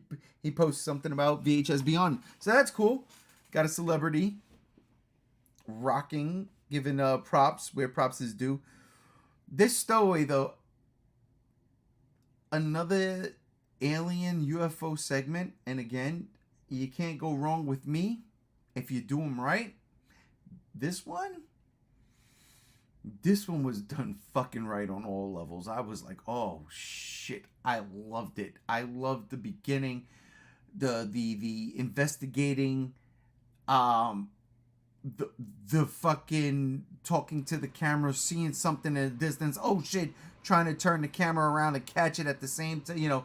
Before I left, and all you saw was a glimmer, real quick, shine on off. Sad I didn't catch it. Then oh shit, I got it. There it is. And we're all like, oh shit. And then the fucking thing comes down, and she goes to find it. Which first off, I wouldn't have done. That's retarded. You've got all the proof you need. Just take that with you. And even if you went to the damn ship, you got all the proof you need. You don't need to go any further. But I digress. 14. She goes in. She gets a finger on the thing that makes a nice, beautiful musical sound. The nanobites come, fix her finger. That was the key to everything. It's unbelievable. I can't express how much I love this movie, as a whole, with the exception of that bullshit furry episode. Yeah. Everything else, and this one, this right here solidified this whole Stowaway thing. I love that it's called Stowaway because it's her. I swear to God, I thought when I was reading the synopsis, when people were seeing it, and just the little clips of her, I thought she was a crazy person on the road kidnapping people. Yeah. That's what I thought.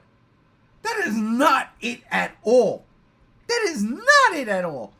And she's great. This short was great. Oh my God. The fact that, look, she gets blown into a billion pieces and put back together twice, 3 times, 100 times. The fact that the nanobites kept trying to put it back together at the end, I don't know. I can't say nothing. I fucking loved it. I absolutely loved it. Matt, but what did you think? So yeah, this is some of the Lovecraftian like cosmic shit that I was hoping for. Is just like just weird, horrible shit happening to people. Just like unexplainable, just like beyond our perception of technology. Really good stuff. I'm a big fan of the fucking like late 90s early 2000s Scooby-Doo movies, so like this kind of like the fucking her investigating like Nevada, like that kind of area, just harkens back to Scooby-Doo and the alien invaders. This is, it's not important to the plot, but it just kind of like on my mind because I've just been watching those kind of movies lately. And that kind of setting is reminiscent of that movie. It was one of the stronger entries in my opinion.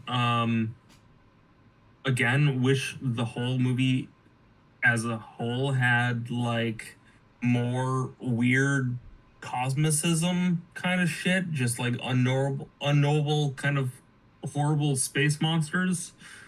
And this one touched on that, and it's cool that this one was directed by like Kate Siegel, who's done like she's married to Mike Flanagan, who's done like all of the good Netflix Haunting of Hell's House, Bly Manor, Midnight Mass, like all that shit. Like, it's cool that she's getting her shine, and she is a really good director. I think the like alien nanobots, I guess, like reconstructing her is a really good fucked up idea. Yeah. And I kind of wish that was elaborated on, but it's very welcome within this story because it is like fucking horrifying when she's like you see her super excited, like being out of atmosphere, and then cut to her being rearranged and basically just saying like, please stop. I love it. Just like that's just like a good fucked up idea. I love it. It's just cruel and mean and just angry sci-fi. Absolutely. Good shit. Yeah. Good shit. Good story. Liked it. JR? Curiosity killed the cat. Spider-Man chimes in. Surprisingly good. Can you imagine 28 years of agonizing, mutating healing as you're ripped apart by light speed forces? What a downer ending. I love this so much. Ditching your family has consequences. I'm sure those aliens are going to wake up surprised to whatever mess that woman ends up becoming. Yeah, because she, like I pointed out, was turning more into a squid tarantula thing because the squid or octopus and tarantula were there. So I think the nanobites were just pulling from their DNA and rearranging it with human DNA to heal her. I digress. Fucking good. It's fucking good. It's good. It's damn good. I have no complaints about it. Hell of an ending. Yeah. To an otherwise VHS Beyond, which I'm sure we'll give our final thoughts on it, but I enjoyed this segment quite a bit. It's a damn good conclusion to this chapter. I agree with Matt. Let's do some more Lovecraftian shit with like VHS, the next one. You can call it VHS Chapter 9, something like that. Let's do some more of that. So This was touched. So are any y'all big readers by chance? Hell no, I read Junji Ito. And fucking Clive Barker. I can't remember his name. Works. So I've been reading a lot of this author called Laird Barron. Okay. He's like he's done a lot of like Lovecraft mythos stuff, but he has his own kind of like he's built his own mythos over the past 20 years or so. Okay. And like he does for like what he does to insects is what Lovecraft did to like sea life. So, Yeah. a lot of his stuff is like very insect based. Yeah. It's fucking gross. It's fucking horrifying. Like reading his stuff is like it makes you think. It makes you like want to reread his stuff to like fully grasp what he's talking about. Yeah, I get that. And so like I just started reading a lot of his stuff in the past like 2 weeks, and so a lot of these the Lovecraftian, like the cosmicism, like a lot of that is on kind of been on my mind for the past Yeah.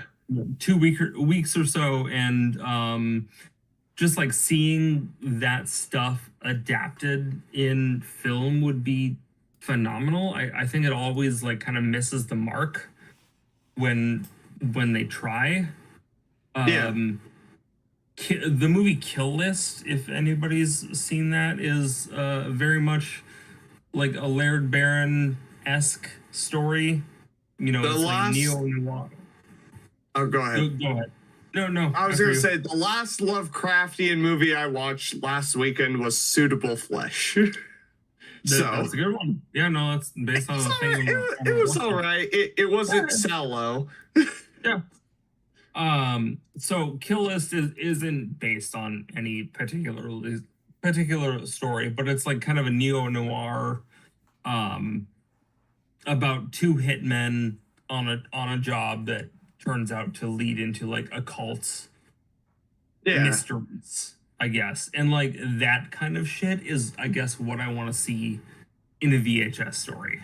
Oh, You dude. know, like I fucking love noir stuff. I love just anything noir. And seeing that adapted in a VHS story would be fantastic. I think that VHS would benefit from doing a more cosmic kind of story, just more abstract, just more fucking weird, just, you know, somebody finds a weird fucking ancient book that they're not supposed to fucking find, and they're not supposed to read it out loud, but they do. That kind of stuff. Like I would love to see more of that stuff, but I feel like a lot of what we've been seeing for the past couple entries has been a little bit milquetoast, in my opinion. So what you're saying is you, me, Hellstar Ramina, VHS segment. Let's go. Yes. I'd Yeah. be down, dude. That's my favorite shit right there. Yeah, no, I'm down. I fucking love Hellstar. Hell yeah. So fucking good. Well, speaking of Hellstars, that's what happened to poor Alana Pierce in The Stowaway. And Yeah. yeah, I would love to try to rank these movies now, but I'm not. We've done 4 hours. I want Rob there because he needs to contribute to that. So here's what I'm gonna do. Next week, in the beginning of the podcast, we're gonna rank the movies, and then we're gonna rank the segments, and then we'll continue the podcast to whatever we're gonna do this week. If we do another marathon of horror movies, Wreck. But I digress. I swear to God. I got Silent Hill 2 this week too, bro. Yeah, even better. It's gonna be great. I am so fucked. But that being said, I'm calling this quits here. Yeah. This quits. Hey, one dude fell asleep. Matt's on one freaking eye. I'm dead tired. It's time to go. So, that being said, I want to thank everybody out here who's joined us. Starting with you, Brother Rob. Exactly. Right. Just what Yeah, I thought. Rob fucking nailed it, dude. He's on point. He's on point. JR, thank you as always. He knew to top out before we got too into Beyond. I know. I couldn't. Listen, I want to thank y'all because this week's been crazy. We've been live streaming it on my channel. I've been commenting JR's GAM streams. Subscribe to that shit. I'm doing the fucking figure giveaway on my main channel. Linkara put my fucking shit on his channel. It's been crazy, but the fucking highlight has been having everyone together doing commentary, talking, bullshitting. It's been fun.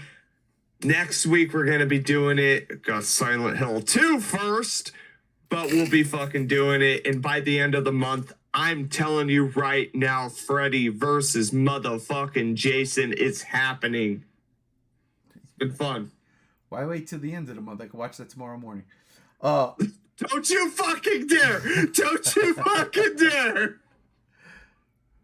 Matt, thank you, my brother, for jumping on and hanging out for as long as you have. Yeah, thanks for having me. This worked out well.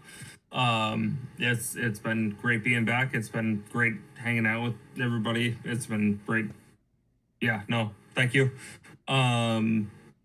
Would love to talk The Substance if anybody's seen that, because that's a movie that I have some opinions on and would like to discuss it with somebody else who's seen it, because I don't know anybody else who's seen it. But I'll watch it. that's an all digress. Thank you for having me. This has been a lot of fun. Absolutely. And Alex, thank you for jumping on at the very end. I appreciate you, brother. Listen, even if I don't know what's going on, I still love you guys. So nerd out. I love you, bro. All right, while I catch this coughing fit here, I am G1 and we are definitely out of here.